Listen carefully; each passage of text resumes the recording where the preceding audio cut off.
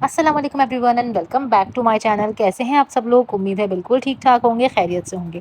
آج میں آپ لوگ کے لیے نان بھائی کی بیٹی کا پارٹ نمبر 2 لے کر آئی ہوں. Let's get started.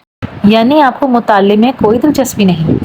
مطالعے میں تو نہیں، مطالعہ پاکستان میں ہوا کرتی تھی اسٹوڈنٹ لائف کے دوران، وہ بھی اچھے نمبر لینے کے لیے. خوب وہ مسکرائی.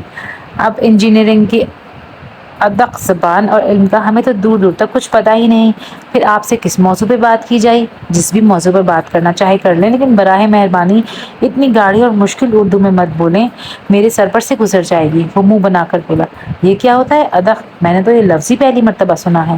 حالانکہ آپ دنیا میں نووارد نہیں ہیں، خاصے پرانے لگ رہے ہیں. وہ ہنسی. کہاں رہے ہیں اب تک؟ اوکاڑا پاکستان میں. وہ اطمینان سے بولا. اللہ میاں کے پچھواڑے تو نہیں واقع آپ کا گاؤں؟ وہ مسکرائی. گاؤں نہیں، بہت بڑا شہر ہے. صرف شہر ہی نہیں، اس کے ساتھ چھاونی بھی ہے. اس نے فوراً تصحیح کی. میں معذرت خواہ ہوں کیونکہ میرا جغرافیہ ذرا کمزور ہے. ہما نے کہا. مطالعے کا کیا فائدہ جب جغرافیہ ہی کمزور ہو؟ صرف جغرافیہ سے کام نہیں چلتا، مطالعہ بھی ضروری ہوتا ہے، اس نے جواب دیا. چلیں ایسا کرتے ہیں، میں آپ کو جغرافیہ سمجھاتا ہوں، آپ مجھے مطالعہ سکھا دیں. ضرور. وہ مسکرا دی. یہ پہلی تفصیلی ملاقات خوشگوار رہی. وہ پورا دن ان کے ساتھ گزارنے کے لیے یہاں آیا تھا، اور اس کی واپسی تک وہ دونوں ہی فیصلہ کر چکے تھے کہ ان دونوں نے ایک دوسرے کی شخصیت کو دلچسپ پایا ہے اور ان کی آپس میں اچھی دوستی ہو سکتی ہے. وہ عذرا مامی کی طرف ایک اچھا اور خوشگوار دن گزارنے کے بعد واپس لوٹا تھا. اس کا موڈ اچھا تھا. عذرا مامی کے گھر میں رکھ رکھاؤ اور وفاداری کے باوجود ایک نامحسوس سی بے تکلفی کی فضا تھی. وہ وہاں جا کر خود کو ان لوگوں سے الگ محسوس نہیں کرتا، اور اس روز کو اسے ہما کی کمپنی میسر آئی تھی. وہ عمر میں شاید اس سے چند مہینے بڑی تھی، اور اسی لیے پہلے پہل کے بعد سارا دن اسے تم کہہ کر مخاطب کرتی رہی. اسے ہما کی شخصیت دلچسپ لگی تھی. وہ اپنی گفتگو کے دوران قصے، کہانیاں، واقعات، لطیفے، اشعار اور اقوال زریں جوڑ جوڑ کے سناتی تھی. اس کی حصے مزاح بھی اچھی تھی، مگر ایک بات یہ بھی تھی کہ ہما کی شخصیت میں ایک عجیب سا رعب تھا. خاصا پر اعتماد ہونے کے باوجود داؤد کو محسوس ہوتا رہا کہ وہ ہما کے آگے دب رہا ہے. اسے ہما کی کچھ باتوں سے اختلاف محسوس ہوا تھا، مگر نہ جانے کیوں وہ خود کو اس کی ہاں میں ہاں ملاتا محسوس کر رہا تھا. اس نے انگڑائی لینے کے بعد کروٹ بدلی اور لحاف اپنے گرد اچھی طرح لپیٹ لیا. اسی دم اس کے سرہانے کی کھڑکی پر دستک ہوئی. اوہ! اسے اچانک گزشتہ رات یاد آئی. اس نے سر جھٹک کر یقین کرنا چاہا کہ دستک محض اس کی سماعت کا دھوکا تھا، لیکن دوبارہ اور سہ بارہ کی دستک نے اسے اپنا دھیان کھڑکی کی طرف کرنے پر مجبور کر دیا. صبح سلمان انکل اسے نکال کر لے گئے تھے. اب وہاں کون تھا جو دستک دے رہا تھا؟ اس نے سوچا، پھر دستک کو نظر انداز کر کے سونے کی کوشش کرنے لگا. کھڑکی کھولو پلیز، کھڑکی کھولو، ایک مظلوم اور ملتجیانہ آواز آئی. اوہ نو، ناٹ اگین، اس نے خود سے کہا. یہ وہ پرایا پھڈا ہے جس میں ٹانگ اڑانا سخت خطرناک ثابت ہو سکتا ہے. خدا کے واسطے میری بات سن لو. ایک بار وہ گھٹی گھٹی سی آواز میں سرگوشی کے انداز سے بولی. اب کیا ہے؟ اس نے کھڑکی کھولے بغیر اس کے قریب جاتے ہوئے کہا. کھڑکی کھولو پلیز. نہیں، میں کھڑکی نہیں کھولوں گا، وہ قطعیت سے بولا. تم کو جو کہنا ہے یوں ہی کہہ دو. میرا زخم خراب ہو رہا ہے، پلیز میری مدد کر دو، میرے ہاتھ میں ریشہ پڑ رہا ہے. سسکیوں کے درمیان آواز سنائی دی. نہ چاہتے ہوئے بھی داؤد کے ہاتھ نے آگے بڑھ کر کھڑکی کی چٹخانی نیچے کر دی. تم نہاتی نہیں ہو کیا؟ اس کے میلے وجود کو دیکھتے داؤد بے اختیار پہلا سوال پوچھ بیٹھا. نہا لیتی ہوں کبھی کبھار. کیوں، کیا ہوا؟ وہ بھاری آواز میں بولی. کبھی کبھار؟ داؤد کو کرنٹ سے لگا. دکھاؤ ہاتھ کدھر ہے تمہارا جو زخمی ہے، اور آج بھی کیا تم اس کوٹری میں بند ہو؟ نہیں، میں آج بند نہیں ہوں، خود آئی ہوں. اس نے سوراخ سے پیچھے ہٹتے ہوئے اپنا بایاں بازو سوراخ سے نکال کر داؤد کی طرف بڑھایا. وہ سفید گدگدا پر گوشت پات بازو تھا. اس کا سائز نارمل زنانہ ہاتھ سے بڑا تھا. اس کی موٹی انگلیوں کے ناخن چھوٹے چھوٹے سے تھے اور جلد سے اندر تک کٹے ہوئے تھے. ہاتھ کے وسط میں لمبا سا کٹ تھا جس میں پانی پڑتے رہنے کی وجہ سے ریشہ پڑ رہا تھا. او ہو! داؤد زخم کی نوعیت دیکھ کر پریشان ہو گیا. اسے تم کسی سرجن کو دکھاؤ بھائی، یہ ایک گہرا زخم ہے. سرجن؟ اس نے یوں داؤد کو دیکھا جسے کہنا چاہتی ہو تم مذاق کر رہے ہو. سرجن کہاں سے ملے گا مجھے؟ سرجن چھوڑ، تمہارے گھر کے نیچے ڈاکٹر کلینک چلاتا ہے، مجھے تو وہ بھی نہیں ملے گا. مجھے گھر سے باہر نکلنے کی اجازت ملے گی تو ڈاکٹر کو دکھاؤں گی نا. یار کیا مصیبت ہے؟ داؤد نے جھلا کر ادھر ادھر دیکھا. اچھا رکو، میں دیکھتا ہوں ڈاکٹر ادھر ہے یا کلینک بند کر کے چلا گیا. وہ بستر سے نکل کر گرم چادر اوڑھتے ہوئے بولا. تم ڈاکٹر کو بلانے جا رہے ہو؟ اس کے چہرے اور لہجے دونوں میں خوف اتر آیا. نہیں. داؤد نے دروازے کے قریب رک کر مڑتے ہوئے اسے دیکھا. بکھرے سنہری بال، چہرے اور آنکھوں میں خوف لی وہ اس کی طرف یوں دیکھ رہی تھی جیسے قربانی کا جانور قربانی کی بو پا کر اسے لانے والے کو دیکھتا ہے. میں کوئی دوا لے کر آتا ہوں، وہ کہہ کر نیچے چلا گیا. سیڑھیاں اتر کر نیچے آتے وہ خود سے سوال کر رہا تھا. وہ ڈاکٹر کے پاس دوا لینے کیوں جا رہا تھا؟ اس نے غلطی سے کھڑکی کھول ہی لی تھی تو اسے دوبارہ بند کر کے سو کیوں نہیں گیا؟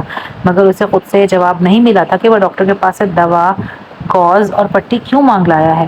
جب وہ واپس کمرے میں لوٹا، وہ پہلے کسی پوزیشن میں دیوار کے ساتھ کٹے ہوئے حصے سے چہرہ ٹکائے بیٹھی تھی۔ اس کی آنکھوں میں ابھی بھی خوف تھا۔ داؤد نے پائیوڈین میں گاز بھگو کر اس کا زخم صاف کیا، پھر پٹی باندھ دی۔ اسے بھگونا مت اور درد کی دوا بھی دھیان سے کھانا، اس نے کسی بڑے کی طرح خود کو اس لڑکی سے کہتے سنا۔ لیکن تم سلمان انکل سے کیسے چھپاؤ گے کہ تمہارے ہاتھ پر پٹی کیسے بندھی؟ اسے خیال آیا، میں گلوز پہن کر کام کر لوں گی۔ اس پر وہ دھیان نہیں دے گا۔ وہ اپنی پٹی والا ہاتھ دباتے ہوئے بولی، اچھا چلو اب سو جاؤ، تم بہت اچھے ہو۔ وہ دیوار سے بڑے ہٹنے سے پہلے بولی، میری ماں بھی مجھے اسی طرح پٹی کرتی تھی جب کبھی مجھے چوٹ لگ جاتی تھی۔ اس کے پاس دوا کے پیسے نہیں ہوتے تھے تو وہ ایلو ویرا کے پتے کو گرم کر کے زخم پر باندھ دیا کرتی۔ میری ماں کے بعد میری پٹی کرنے والے تم پہلے شخص ہو۔ تم بہت اچھے ہو، کل میں تمہارے لیے کیرمل ٹافی بنا کر لاؤں گی۔ داؤد کو پہلی مرتبہ محسوس ہوا کہ وہ بدتمیز، منہ پھٹ اور بد زبان نظر آنے والی یہ لڑکی در حقیقت بہت معصوم تھی اور مظلوم بھی۔ اپنی ماں اور اس کی شفقت کا ذکر کرتے ہوئے وہ جو تاثر اس کی آنکھوں میں اترا تھا، داؤد اس کو پہچان سکتا تھا، وہ اسے سمجھ بھی سکتا تھا۔ نہیں، اس نے سر جھٹکا، تم کچھ مت لانا، کچھ مت بنانا، میں نے تمہارے لیے کچھ بھی تو نہیں کیا۔ ویسے بھی یہ اچھی بات نہیں ہے۔ اس نے ہارڈ بورڈ کی دیوار کے کٹے ہوئے حصے کی طرف دیکھا، کل رات تم یہاں بند تھی اور بات تھی، آج تم خود آئی، یہ غلط ہے، آئندہ یوں مت آنا۔ میں، اس کے ہونٹ لرزے، میں تو سارا دن رات کے آنے کا انتظار کرتی رہی، میں یہاں آ کر تم سے بات کرنے کے لیے بے چین تھی، مجھے یقین تھا تم میرے زخم سے لاپرواہی نہیں برتو گے۔ تمہارے زخم کی پٹی ہو گئی، تمہیں دوا بھی مل گئی، اب بس اس کوٹری میں یوں مت آنا، آئندہ میں ایک کھڑکی نہیں کھولوں گا۔ داؤد نے اس سے نظریں چراتے ہوئے کہا اور اس کے چہرے پر پہلی مایوسی نہیں دیکھنا چاہتا تھا۔ چلو اب تم جاؤ۔ پھر اس نے نظریں ہٹائے بغیر کھڑکی بند کر کے پردہ برابر کر دیا۔ اسے دیر تک کھڑکی کے پار سے سسکیوں کی آوازیں آتی رہیں اور وہ پو پھٹنے تک سو نہیں پایا تھا۔ اس لڑکی زینب وقار کے لیے داؤد کی یہ ہدایت کہ آئندہ وہ اس کھڑکی کے قریب نہ آئے، الفاظ میں ڈھلی ہدایت تک ہی محدود رہے، وہ اس پر عمل نہ کر سکی۔ زینب وقار جو خود کو زینہ بتاتی تھی، کے لیے وہ کھڑکی شاید اس کے لیے ہر درد، دکھ، محرومی اور دل سے اٹھتی چیخوں کا روزن تھی۔ ہر رات وہ کھڑکی پر دستک دیتی، داؤد کان لپیٹتا، پہلو بدلتا، دل میں 100 پختہ ارادے کرتا کہ اسے کھڑکی کی دستک کی طرف دھیان نہیں دینا، مگر دوسری جانب سے فریاد کچھ ایسے الفاظ میں کی جاتی کہ اس کا ہاتھ چٹخانے کی طرف بڑھتا اور کھڑکی کھل جاتی۔ تمہاری وجہ سے میں سو نہیں پاتا، میری ساری روٹین ڈسٹرب ہو گئی ہے، وہ اسے ڈانٹتا۔ صرف 15 منٹ اور مجھے صرف ایک بات سنانی ہے، وہ التجا کرتی اور صرف 15 منٹ، ڈیڑھ گھنٹے تک کھینچ لیتی۔ داؤد کو خود سمجھ میں نہیں آتا تھا وہ اس سے بات کیوں کرتا ہے، اس کی بات کیوں سنتا ہے، اس کی باتوں میں ہوتا ہی کیا تھا۔ اس کی ماں کے ساتھ ہونے والے دھوکے، ماں کی بیکنگ میں مہارتیں، ماں کے اندر کھوٹ کھوٹ کر بھری وفاداری، معصومیت، شوہر کے مرنے کے بعد سلمان پر بھروسہ اور سلمان انور کے پھینکے جال میں قید۔ اس کی اکثر باتیں اس کی ماں سے شروع ہوتی اور ماں پر ہی ختم ہو جاتی۔ تمہاری ماں بقول تمہارے پڑھی لکھی بھی تھی اور سمجھدار بھی، پھر وہ سلمان انور کے دھوکے میں کیسے آ گئی؟ اس نے کسی سے مدد کیوں نہیں مانگی، اپنے والدین سے رابطہ کیوں نہیں کیا؟ ان کی رہنمائی میں وہ اپنے کانسلیٹ تک پہنچ سکتی تھی، سلمان کو مجرم ثابت کر سکتی تھی۔ اس نے اتنی خاموشی سے پھانسی کا پھندا اپنے گلے میں کیسے ڈال لیا؟ داؤد اس کا والدہ نامہ سن کر ضرور پوچھتا۔ ایک بڑی غلطی کا خمیازہ اسے بھگتنا پڑا۔ وہ اپنی نیلی نیلی آنکھیں سامنے خلا میں ٹکاتے ہوئے کہتی، وہ وہاں سے اپنے ماں باپ کو دھوکہ دے کر میرے باپ سے شادی کر کے نکلی تھی، دونوں نے نانا نانی کے 3 اوون اور دوسرے بیکنگ ٹولز بھی اڑا لیے تھے۔ شاید ڈیڈی نے اسے مستقبل کے بارے میں، پاکستان کے بارے میں کچھ سنہرے لمبے خواب دکھائے ہوں گے، پھر بھی وہ بہت کچھ کر سکتی تھی، داؤد نے اصرار کیا۔ ڈیڈی کی زندگی میں سے کوئی مسئلہ ہی نہیں تھا۔ ڈیڈی کے بعد سلمان نے ممی کو پاؤڈر پر لگا دیا۔ پاؤڈر تم جانتے ہو نا؟ اس نے دائیں ہاتھ کی انگشت کی انگلی کو انگوٹھے سے مسلتے ہوئے پوچھا۔ پاؤڈر پر لگنے کے بعد وہ سلمان کے اشاروں پر ناچنے لگی۔ وہیں سے اس کا ذہنی زوال شروع ہو گیا۔ جب کبھی پاؤڈر کے نشے سے باہر آتی، اسے احساس ہوتا کہ وہ کیا کر رہی ہے۔ وہ سلمان کی منتیں کرتی اسے واپس جانے دے، مگر سلمان کو اس کا بڑا فائدہ تھا۔ نشے میں بھی وہ جانوروں کی طرح کام کرتی تھی۔ بیکری کے نام پر روزگار کا ذریعہ چلتا تھا۔ ممی کے بنائے بٹر کوکیز کے ذریعے سلمان اونچے لوگوں تک پہنچا تھا۔ ممی کو واپس بھجوانے کی غلطی وہ کیسے کر سکتا تھا؟ ممی نشے میں اکثر سلمان سے جھگڑا کرنے لگی۔ اسے اپنا وہ پاسپورٹ چاہیے تھا جو سلمان نے اپنے قبضے میں رکھا تھا، مگر سلمان نے اس سے کہا کہ وہ اسے پاسپورٹ ضرور دے گا اگر وہ اس سے نکاح کر لے۔ وہ سلمان کے اس ٹرمپ میں پھنس گئی اور اپنے رہے سہے پر بھی کٹوا بیٹھی۔ نکاح کے بعد ممی سلمان کی بیوی تھی جو اپنے شوہر کی اجازت کے بغیر سانس بھی نہیں لے سکتی تھی۔ نشے کی عادت، سلمان کی جابر طبیعت، اس کی مار پیٹ اور دھمکیوں نے ممی کو گیدڑ بنا دیا۔ وہ گھگیانے، ہاتھ جوڑنے، مار کھانے اور اپنی چوٹیں سہلانے سے آگے ہی نہیں بڑھ سکی، اور جب بڑھنے کی کوشش کی تو سلمان کے ہاتھوں اپنے بازو اور ٹانگیں تڑوا بیٹھی۔ میری ممی بہت اچھی تھی، اس کی نیلی آنکھوں سے آنسو ٹپکنے لگے۔ مت رو پلیز، میں تمہارے دکھ کو سمجھ سکتا ہوں۔ داؤد کو پتہ ہی نہیں چلا وہ زینب وقار اور زینہ کو نظر انداز کرنے کی کوشش کرتے کرتے اس کا درد کب بن گیا، وہ اس لڑکی کے دل کے اندر موجود زخم اور غم کے پھپھولوں کے پھٹنے اور بہہ جانے کا راستہ کیوں اور کیسے بن گیا۔ اس کو اس لڑکی کے آنسوؤں نے زیر کیا یا اس کے جسمانی اور روحانی رشتے خونوں نے اور زخموں نے۔ وہ اس سے اور اس کی باتوں سے کنارہ کرنا چاہتا تھا مگر کر نہیں پاتا تھا، اور اس کی باتیں ہوتی بھی تو کتنی بے ضرر تھیں۔ عموماً ممی کی باتوں سے شروع ہونے والی باتیں۔ ممی بہت پیاری تھی، وہ سخت محنتی عورت تھی، خالص ڈینش عورت۔ اس کے بال پیارے تھے، اس کی آنکھیں ایسی تھیں اور اس کے ہاتھ ویسے تھے۔ وہ ڈینش پیسٹری بنانے کی ماہر تھی، لیکن اپنی زندگی کے آخری دنوں میں وہ کچھ نہیں کر سکتی تھی۔ وہ ڈینش پیسٹریز کے ذائقے کو یاد کیا کرتی، وہ گھر کو یاد کر کے سکتی تھی، وہ دنیا کی بے رحم ترین جانور کے رحم و کرم پہ تھی۔ وہ اس کو دن بھر کھانے کو سبزیوں کو سوپ کیک پیالے چند بسکٹس اور ایک لیمن ٹارٹ کے سوا کچھ نہیں دیتا تھا۔ وہ کہتا تھا اگر یہ معذور خبیث عورت زیادہ کھائے گی تو اس کا گند کون سمیٹے گا۔ آخر میں ممی کی اوپری اور نچلے دھڑ کا آپس میں تمام حسیاتی تعلق ختم ہو گیا۔ نیچے کا دھڑ بے حس ہو چکا تھا، اس کی آنکھوں سے آنسو گرنے لگتے۔ او میرے خدایا، ایسی بے رحمی! داؤد صحیح معنوں میں سرتپا کانپ جاتا۔ تم ڈینش پیسٹری کھاؤ گے؟ اداسی کی گہرائی میں جاتے جاتے وہ اچانک کوئی ایسی بات کرتی تھی اور داؤد کو اس کی معصومیت پر حیرت ہوتی۔ وہ لڑاکا بد تہذیب اور منہ پھٹ لڑکی اس نے سلمان کی روزیٹا بیکری پر بیٹھے سنا تھا، اس کے بارے میں اس کا تاثر کیا تھا، وہ در حقیقت کیا نکلی۔ ڈینش پیسٹری کے لیے جو چیزیں چاہیے ہوتی ہیں وہ تو میرے پاس نہیں ہے۔ پھر وہ اداسی سے کہتی، لیکن جو کچھ میرے پاس ہے نا، اس میں سے تھوڑا سا چرا کر بچا کر میں تمہارے لیے ایک ڈینش پیسٹری ضرور بناؤں گی۔ اسی نے سرگوشی کے سے انداز میں کہا۔ میں اپنی ممی کی طرح بہت اچھی بیکر ہوں۔ پھر وہ سر کو ذرا سا اٹھا کر بولی، سلمان تھوڑی تھوڑی چیزیں لا کر دیتا ہے، لوگ بیکری پر بیکری آئٹمز کا منڈان شیر مال اور باقر خانیاں زیادہ لینے آتے ہیں، دیسی تندور میں پکی چیزیں۔ جب یہ لوگ سلمان کو نان بھائی اور مجھے نان بھائی کی بیٹی کہتے ہیں، اس نے ہونٹ لٹکاتے ہوئے کہا، مجھے نان بھائی والے لفظ پر بھی اعتراض نہیں ہے، مگر میں اس کی بیٹی کہلانے سے نفرت کرتی ہوں۔ وہ دنیا میں واحد اور آخری شخص بھی ہو تو بھی میں اس کی بیٹی کہلانا پسند نہیں کروں۔ تم جانتی ہو نفرت کا ذائقہ کیسا ہوتا ہے؟ اس نے داؤد سے پوچھا۔ ڈارک چاکلیٹ جیسے تلخ؟ داؤد نے یوں ہی جواب دیا، نہیں، ڈارک چاکلیٹ تو بہت مزے کا ہوتا ہے۔ نفرت کا ذائقہ شاید سانپ کے زہر کی طرح ہوتا ہے، جس کو چکھ لو تو انسان مر جاتا ہے۔ مگر تم تو زندہ ہو، داؤد نے اس کے صحت مند چہرے کو دیکھتے ہوئے کہا۔ میں زندہ تھوڑی ہوں، وہ ذرا پیچھے ہٹتے ہوئے بولی، میں تو مشین ہوں، بس چلتی رہتی ہوں۔ مشین میں تیل ڈلتا ہے، مجھ میں وہ بھی نہیں ڈلتا۔ اچھی خاصی صحت مند ہو پھر بھی کہتی ہو تیل نہیں ڈلتا؟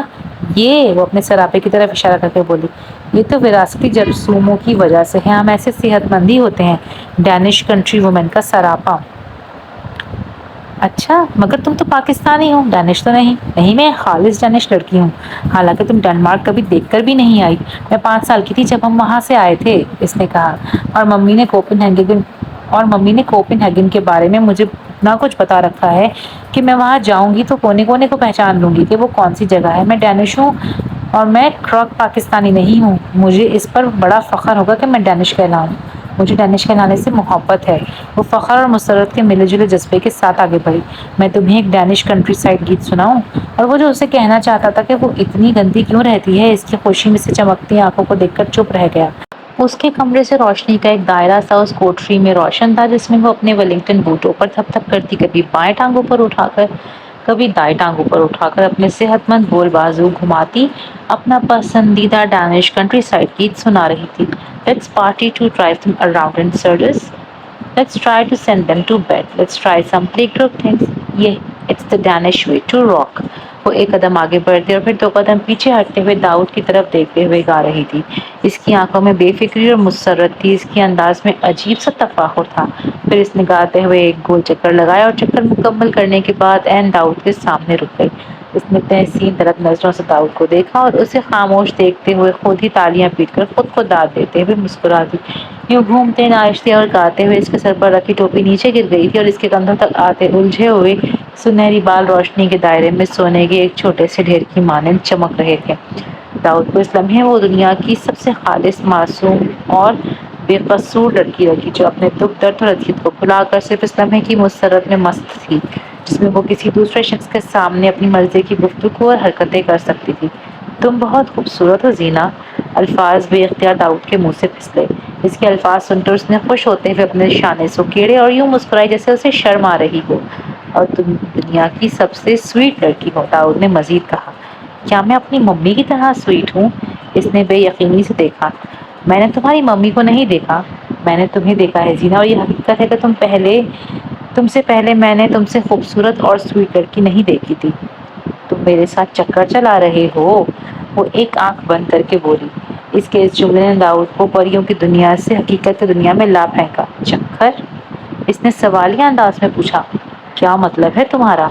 ہمارے گھر کی پرلی طرف جو حاجی صاحب ہیں، ان کی بیوی اپنے گھر والوں کو بتا رہی ہوتی ہے کہ شیخ البانڈی میں کون سا لڑکا کس لڑکی سے چکر چلا رہا ہے۔ وہ فرش سے اپنی ٹوپی اٹھا کر سر پر رکھتے ہوئے بولی۔ تم لوگوں کی باتیں سنتی ہو کان لگا کر؟ داؤد نے کہا۔ یہ کتنی بری بات ہے۔ میں جان کے نہیں سنتی۔ اوونز چلانے بند کرنے اور بیکنگ بھٹیوں کو چیک کرنے کے دوران ان کی باتیں آپ ہی سنائی دے جاتی ہیں۔ مت سنا کرو ایسی باتیں، داؤد نے کہا۔ تو کیا میں تمہیں ویسے ہی اچھی لگتی ہوں؟ کوئی چکر وکر نہیں ہے؟ وہ بولی۔ زینا، تم کل سے کوٹری میں مت آیا کرو، تمہارے چچا کو پتہ چل گیا نا تمہارا قیمہ بنا دے گا۔ داؤد نے بات بدل ڈالی۔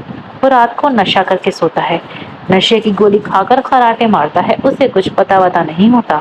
اور فضلو اپنی ریڑھی کے ساتھ سوتا ہے، وہ گھر کے اندر تھوڑی ہوتا ہے۔ اسے اس وقت کسی کے بارے میں کوئی پرواہ نہیں تھی، شاید اس بات کی بھی نہیں کہ وہ پکڑی جاتی تو کیا ہوتا۔ پھر بھی تم کبھی کبھار آیا کرو نا، روزانہ کیوں آ جاتی ہو؟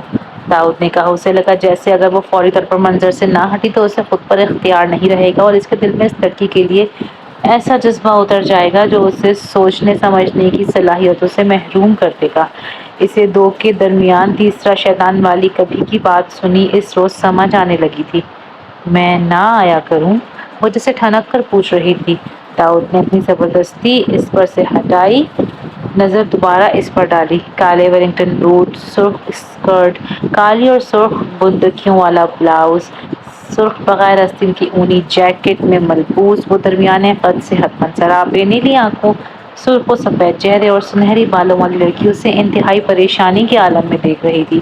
اس کی آنکھوں میں منع کیے جانے کا خوف تھا، اس کے چہرے پر اس کا سا تاثر تھا جیسے ہمسائے کی غلطی سے آئی گیند کھیلنے کو مل گئی ہو اور کوئی اسے وہ چھین لینا چاہتا ہو۔ یہ ٹھیک نہیں ہے نا؟ اس کے چہرے اور آنکھوں خوف، پریشانی پڑھنے کے بعد داؤد نے بے بسی سے کہا۔ سلمان کو پتہ چل گیا تو وہ؟ اس کو نہیں پتہ چلے گا، پلیز، وہ التجا کے انداز سے بولی۔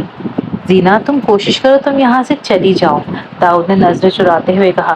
تم اپنے نانا نانی کا پتہ لگانے کی کوشش تو کرو، مجھ سے بن پڑا تو میں تمہاری مدد ضرور کروں گا تمہیں ان کے پاس پہنچانے میں، لیکن سلمان مجھے جانے نہیں دے گا نا؟ اس کی آنکھوں میں آنسو اتر آئے۔ وہ مجھے کسی سے ملنے تک نہیں دیتا، اسے ڈر ہے میں اس کے کرتوتوں کے متعلق سب کو بتا دوں گی، وہ میرے یہاں سے نکلنے سے پہلے مجھے مار دے گا۔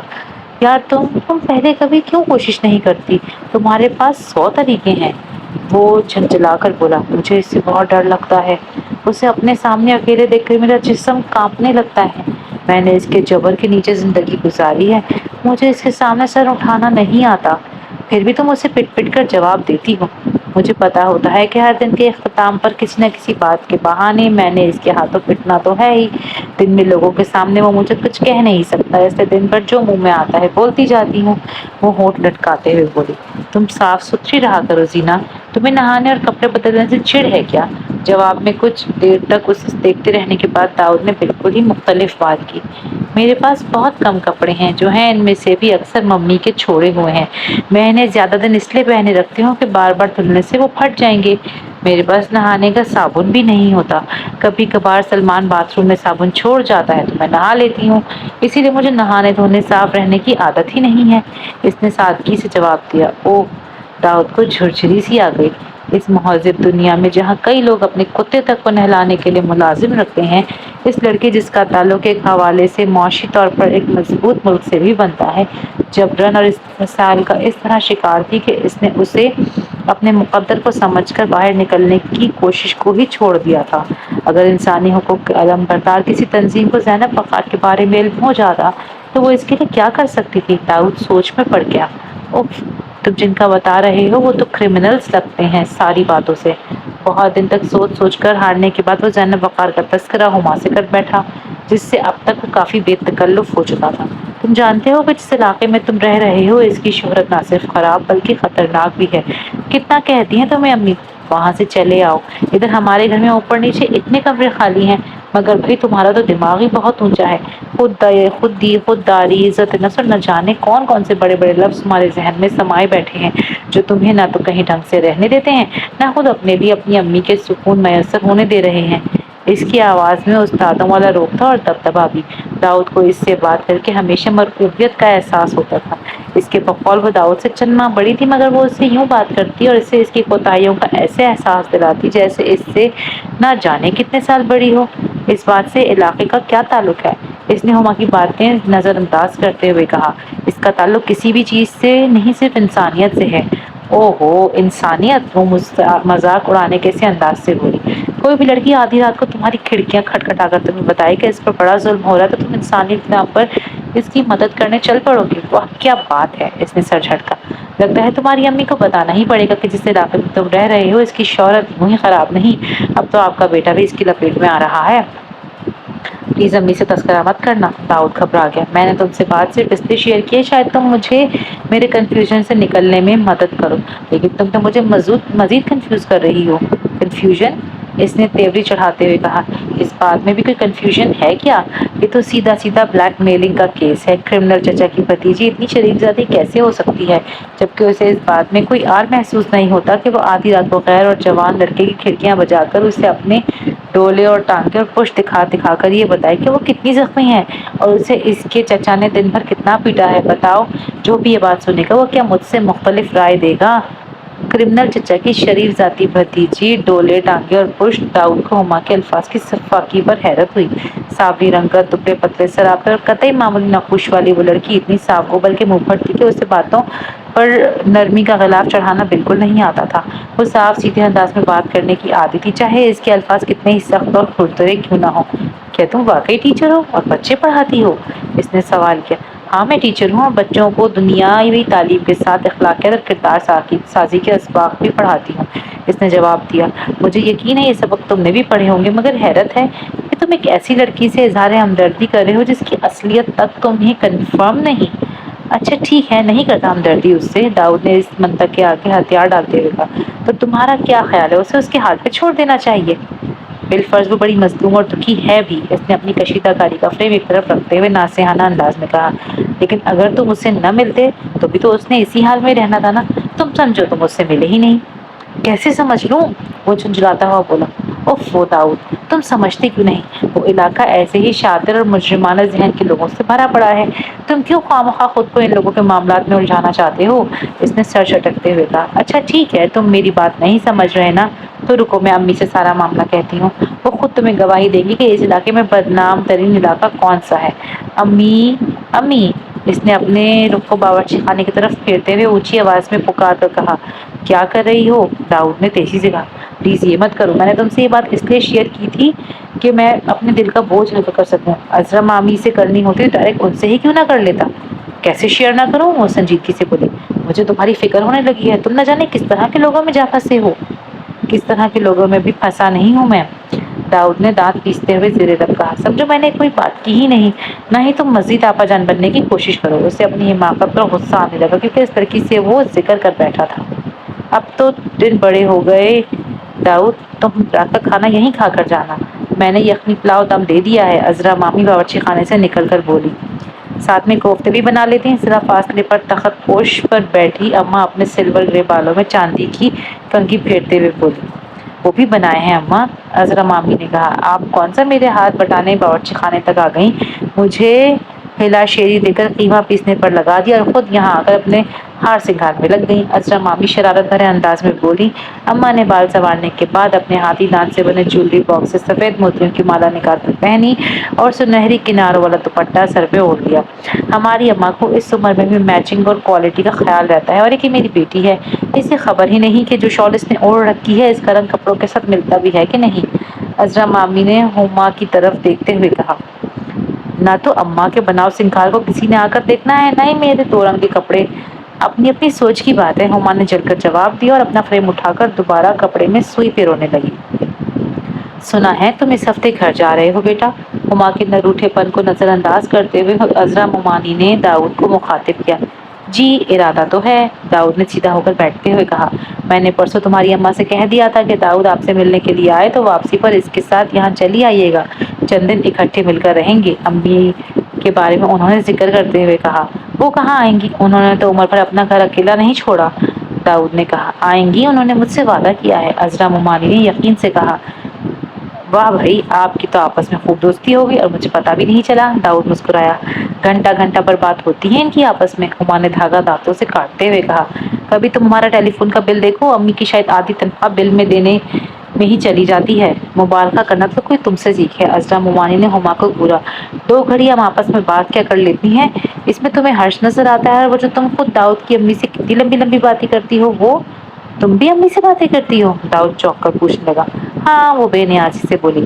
وہ مجھے پنجاب کی ریت رواجوں کے بارے میں بتاتی ہیں اور مجھے سننے میں مزہ آتا ہے۔ کتنا عجیب اتفاق ہے، داؤد نے سوچا۔ عذرا ممانی کو ہمارے خاندان کے اکثر لوگ بھلا چکے تھے، صرف میرے شہر میں آنے سے یہ تعلق دوبارہ زندہ ہوا، اور اب یہ حال ہے کہ میں یہاں آنے کے بعد ابھی واپس جا بھی نہیں پایا اور امی اور ان کے درمیان گاڑی چھننے لگی۔ امی شہر میں عموماً اس علاقے کے بارے میں لوگ کیا کہتے ہیں جہاں داؤد رہتا ہے؟ سوئی میں دھاگا ڈالتے ہوئے ہما نے عذرا ممانی سے پوچھا۔ یقیناً وہ کچھ دیر پہلے کوئی بات کو چھوڑنے والی نہیں تھی۔ عام طور پر تو یہی کہا جاتا ہے کہ وہاں کے زیادہ تر لوگ مشکوک سے ہیں، انڈر ہینڈڈ ڈیلز کرنے والے لوگ ہیں، مگر کہے جانے کا کیا ہے، چند لوگوں کی وجہ سے وہاں رہنے والے باقی لوگ یوں ہی بدنام ہیں۔ عذرا ممانی نے اٹھتے ہوئے کہا۔ مجھ سے پوچھو، عذرا ممانی کی جگہ اماں آ کر بیٹھ گئی۔ میں تو یہیں کی رہنے والی ہوں، میں جو اصرار کرتی ہوں کہ ادھر ہی چلے آؤ تو یوں یہیں کہتی۔ وہ علاقہ ہمیشہ سے اسمگلروں، چوروں اور اٹھائی گیروں کا مشہور مرکز رہا ہے۔ ایک سے ایک 400-500 لٹیرا وہاں کا رہائشی ہے۔ پوری زندگی میں ایک بار میں وہاں گئی تھی۔ ہمارے ایک ملنے والے چند دن وہاں کرائے کے گھر میں جا بسے تھے ان سے ملنے۔ توبہ توبہ، کبھی تم نے اس علاقے کے نقشے پر غور کیا ہے؟ کیا پرپیچ گلیاں اور گھومتے پھرتے راستے ہیں وہاں کے، اتنا پیچیدہ نقشہ کہ آدمی خود اپنے گھر کا راستہ بھول جائے۔ دیوار سے دیوار جڑی، چھت سے چھت، کسی کو پتا نہیں چلتا کہ کس کے گھر کی چھت کس کے گھر کے صحن میں ہے۔ میں تو ابھی بھی کہتی ہوں سامان اٹھاؤ اور یہاں آ جاؤ، کیا ہماری محبت اور مہمان نوازی میں کوئی کمی پاتے ہو؟ نہیں، داؤد ان کی باتیں سن کر چونکا۔ ایسی بات تو نہیں ہے، یہ نہیں آئے گا وہاں سے، ہما نے داؤد کو جتاتی نظروں سے دیکھتے ہوئے کہا۔ اس کا وہاں دل لگ گیا ہے، اس نے لفظ دل پر زور دیتے ہوئے کہا۔ داؤد نے جھلا کر چہرہ دوسری طرف پھیر لیا۔ کتنی محبت اور مروت والے لوگ ہیں وہ۔ چھٹی پر گھر آنے کے بعد امی کے منہ سے عذرا ممانی، اماں اور ہما کے لیے یہ جملہ اس نے کئی بار سنا۔ اتنے پیار سے فون کرتی ہیں اور اتنی ہی اپنائیت سے مسئلے شیئر کرتی ہیں کہ مجھے تو مانو کسی اور رشتہ دار کی ضرورت ہی محسوس نہیں ہوتی۔ میرے متعلق بھی کوئی بات کر لیں امی، داؤد نے اپنے پالتو طوطے کے پروں پر ہاتھ پھیرتے ہوئے کہا۔ وہ اس طوطے کے لیے بھی سخت اداس تھا جو اسے دیکھ کر پھدک پھدک کر داؤد آیا داؤد آیا کا شور مچانے لگا تھا۔ تمہاری وجہ سے ہی تو میں اس کی مشکور ہوں زیادہ، امی نے کہا۔ کتنا وہ تمہارا خیال رکھتی ہیں، خود ہی تو خطوں میں ان کی تعریفوں کے پل باندھتے رہتے ہو۔ مجھے لانڈری سے کپڑے دھلوانے نہیں دیتی، ویکینڈ پر میلے کپڑوں کا شاپر ان کے گھر چھوڑ آتا ہوں، اگلے ویک پر دھلے دھلائے استری شدہ کپڑے مل جاتے ہیں۔ میری پسند پوچھ پوچھ کر کھانے بناتی ہیں، ان کے ہاتھ میں ذائقہ بہت ہے۔ اماں شطرنج بہت اچھا کھیلتی ہیں، عذرا ممانی کے پاس بیگم اختر کی غزلوں اور ٹھمریوں کے کیسٹ بڑے زبردست ہیں، ہما کے پاس پڑھنے کو بہت اچھی کتابیں ہیں، ان کے گھر کا ماحول بہت اچھا ہے، وغیرہ وغیرہ۔ امی کہتے کہتے رک گئیں۔ کہو تو سارے خطوط لا کر تمہارے سامنے پڑھ دوں، میں نے سب سنبھال کے رکھے ہیں۔ تو کون سا مکر رہا ہوں، اس نے کہا۔ جو محسوس کیا آپ کو لکھ دیا۔ آپ کو شاید اندازہ نہیں کہ پردیس میں کسی اپنے کی مانوس تصویر بھی نظر آ جائے تو آنکھوں کو اچھی لگتی ہے۔ وہ تو جیتے جاگتے لوگ ہیں، ہاں تو اسی لیے تو ان کی تعریفیں کرتی ہوں۔ میں تمہاری طرف سے بے فکر ہو گئی ہوں صرف ان کی وجہ سے۔ اچھا یہ بتاؤ وہ کیسی لڑکی ہے، وہ ہما؟ ایک رات امی نے باتوں کے دوران اچانک پوچھا۔ وہ سنبھل کے بیٹھ گیا۔ اچھی ہے مگر خواہ بڑی بن کر مجھ پر روب جمانے کی کوشش کرتی ہے، تھوڑی بدمزاج بھی ہے۔ خیر بدمزاج تو بالکل نہیں ہے، امی نے کہا۔ مجھ سے تو فون پر اکثر باتیں کرتی ہے اور اتنی دلچسپ باتیں سناتی ہے کہ مزہ آ جاتا ہے۔ آپ نے اسے دیکھا نہیں نا ابھی، وہ اسکول ٹیچر ہے اور گھر میں بھی اس کا رویہ اسکول ٹیچرز والا ہی ہوتا ہے۔ وہ ڈکٹیشن لینے کی عادی ہو چکی ہے شاید۔ داؤد کو ہما سے حالیہ بحث ابھی بھی نہیں بھولی تھی، لیکن اسے محسوس ہوتا کہ امی پر عذرا ممانی، اماں اور ہما کی خوش مزاجی کی دھاک خوب بیٹھی ہوئی ہے۔ اس کی واپسی پر امی نے ان تینوں کے لیے تحائف بھجوائے، عذرا ممانی کو امی کے بھیجے تحائف پسند آئے تھے، لیکن خود امی کے داؤد کے ساتھ نہ آنے پر افسوس بھی ہو رہا تھا۔ اس رات اتنے دن گزارنے کے بعد اس کمرے کا ماحول ایک دم پھر سے اجنبی لگنے لگا تھا۔ اسے کتنی ہی دیر نیند نہیں آئی۔ وہ پھٹنے سے کچھ دیر پہلے اسے خیال آیا کہ اتنے دن بعد گھر سے واپسی کی اداسی کے ساتھ وہ لاشعوری طور پر جناب وقار کی دستک کا بھی انتظار کرتا رہا تھا۔ یہ خیال آنے پر اس نے کھڑکی کھول کر دوسری جانب دیکھا۔ اس طرف مکمل تاریکی تھی، مطلب دوسری جانب کوئی موجود نہیں تھا۔ پتہ نہیں وہ کیوں نہیں آئی۔ گھر جانے سے پہلے میں نے اسے بتایا تھا کہ کب واپس آؤں گا، پھر بھی وہ نہیں آئی۔ نہ چاہتے ہوئے بھی وہ اس کے بارے میں اور اس کے نہ آنے کے بارے میں سوچتا رہا، لیکن اس کے بعد پورا ہفتہ گزر گیا، اس کی کھڑکی پر دستک نہیں ہوئی۔ وہ خیریت سے تو ہے؟ پورا ہفتہ گزر جانے کے بعد اسے وہم ستانے لگا۔ وہ سلمان کی روزیٹا بیکری کا رخ تک نہ کرنے کا فیصلہ کر چکا تھا، لیکن اس کے دل میں زینب وقار سے متعلق اٹھتے وہم اسے ایک بار پھر پرانے راستے پر چلا کر روزیٹا بیکری تک لے کر گئے۔ مرنجان برنج بظاہر شریف صورت سلمان انور کالی پتلون پر چیک شرٹ اور اپنے مخصوص گیلز لگائے نرم کپڑے سے شیشے کے کاؤنٹر چپکانے میں مصروف تھے۔ السلام علیکم۔ داؤد دانستہ دو قدم پیچھے ہٹا اور اپنا ہاتھ سلمان کی طرف بڑھا دیا۔ سلمان نے ایک نظر اس کے بڑھتے ہوئے ہاتھ پر ڈالی اور پھر کوئی رد عمل کا اظہار کیے بغیر گرم جوشی سے اس کا بڑھا ہوا ہاتھ تھام لیا۔ کدھر غائب ہو گئے تھے؟ میں سمجھا ناراض ہو گئے ہم سے۔ اس نے چھوٹا سا دروازہ کھولا اور داؤد کو اندر آنے کی دعوت دی۔ بس میں سائڈ پر ذرا مصروف ہو گیا، کام تیزی پکڑ گیا ہے نا، اسی لیے۔ داؤد نے سلمان کی پیش کردہ کرسی پر بیٹھتے ہوئے کہا۔ وہ کن انکھیوں سے گھر کے اندر کھلنے والے چھوٹے سے دروازے کو دیکھ رہا تھا۔ اچھا اچھا، سلمان نے مسکرا کر کہا اور جھک کر کاؤنٹر سے پف پیسٹری نکالنے لگا۔ نہیں سلمان صاحب، میں کچھ نہیں کھاؤں گا، داؤد نے اس کا ارادہ بھانپتے ہوئے کہا۔ ارے چکھو تو ہمارا نیا آئٹم۔ وہ پلیٹ میں پیسٹری نکال لایا۔ زینہ، ارے بھائی زینہ، پھر اس نے گھر کی طرف چہرہ کرتے ہوئے آواز لگائی۔ اوہ، اس کا مطلب وہ خیریت سے ہے۔ سلمان کی پکار پر داؤد کی پسلیوں کا کھچاؤ قدرے کم ہوا۔ چائے کی پتی کا جار کدھر ہے زینہ؟ کیا کرو گے پتی کا؟ 2 چٹکی پتی باقی ہے، اندر سے کرخت مگر کمزور آواز آئی۔ داؤد کے کان کھڑے ہو گئے۔ داؤد صاحب آیا ہے، اس کے لیے چائے بناؤں گا، تم وہ 2 چٹکی پتی ہی دے دو۔ تمہیں تو چٹکیاں بھی اتنی ہی بڑی ہیں کہ 2 آدمیوں کے لیے چائے کا کپ بن جائے۔ لو، یہ بھی لے لو۔ اندر سے پتی کا جار سلمان کے بڑے ہاتھ پر پٹکا گیا۔ سب ختم کر ڈالو اپنے دوستوں پر، ہم سب چاہے بھوکے مر جائیں۔ تم سب؟ سلمان عجیب سی ہنسی ہنسا اور مڑ کر سٹوو جلانے لگا۔ داؤد نے دروازے کی طرف دیکھا۔ دروازے کے آگے لٹکتے پردے کے پیچھے وہ کھڑی تھی، وہ بھی داؤد کو ہی دیکھ رہی تھی۔ داؤد نے بے تابی سے ہاتھ کے اشارے سے پوچھا، وہ کہاں ہے؟ جواب میں اس کی نیلی آنکھوں سے 2 آنسو ٹپکے اور پردے کے پیچھے سے پرے ہٹ گئی۔ داؤد نے بے ساختہ کچھ کہنے کے لیے منہ کھولا، لیکن پھر بے بسی سے بند کر لیا۔ وہ اس تک کس طرح پہنچ سکتا تھا، اسے کچھ سمجھ نہیں آ رہا تھا۔ آپ ٹھیک ہیں نا؟ گھر میں سب خیریت ہے نا؟ اس نے ہی سلمان سے پوچھ لیا، جو اس کے سامنے مختلف طرح کے بسکٹ رکھ رہا تھا۔ ہاں سب ٹھیک ہے، وہ چائے میں بسکٹ ڈبو کر کھاتا ہوا بولا۔ آپ کے پاس پاؤڈر تو ہوتا ہوگا؟ داؤد کو خود پتہ نہیں تھا کہ اس نے یہ بات کیوں کہی۔ پاؤڈر؟ سلمان کی گہین کوہنی ان دونوں کے درمیان رکھی میز پر سے پھسل گئی۔ کون سا پاؤڈر؟ کوکو پاؤڈر، داؤد نے اطمینان سے کہا۔ او اچھا، زینہ، او زینہ، پھر اس نے رخ گھر کی طرف موڑا۔ کتنا چاہیے کوکو پاؤڈر؟ اس نے داؤد کو دیکھتے ہوئے کہا۔ تھوڑا سا۔ زینہ، تھوڑا سا کوکو پاؤڈر چھوٹے لفافے میں ڈال کر لے آؤ، سلمان نے کہا۔ خالی کوکو پاؤڈر ڈالوں کہ؟ اندر سے آواز ہے۔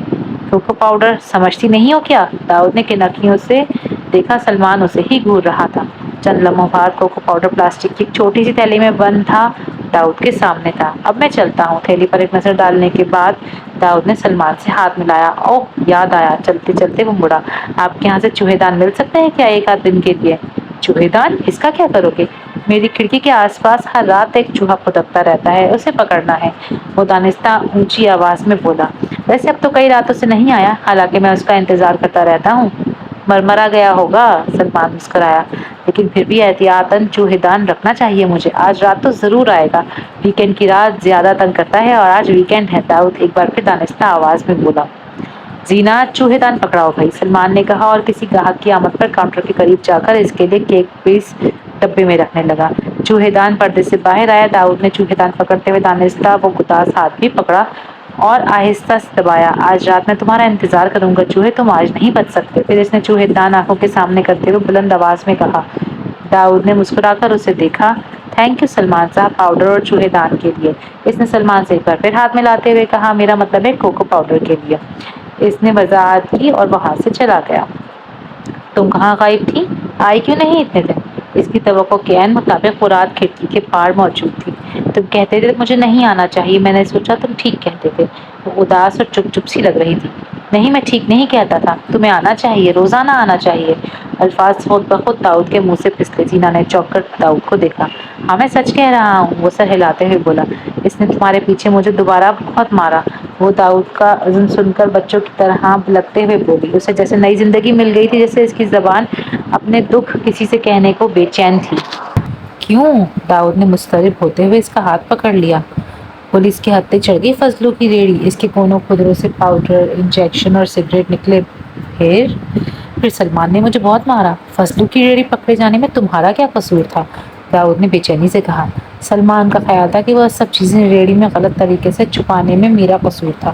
اس کا خیال تھا کہ میں نے اس کے مخصوص پوشیدہ جگہوں سے وہ چیزیں نکال کر ان کی جگہ بدلی تھی تاکہ فضلو پکڑا جائے۔ میری ہڈیوں میں بہت درد ہوتا ہے، اس نے اپنے ہاتھ اپنے گھٹنے پر رکھتے ہوئے کہا۔ میرے گھٹنے پر اتنی زور کی چوٹ ہے کہ مجھ سے سیڑھیاں نہیں چڑھی جاتی، میں بہت مشکل سے آئی ہوں آج۔ اوہ، داؤد کی سمجھ میں نہیں آ رہا تھا وہ کیسے اس کا درد بانٹے۔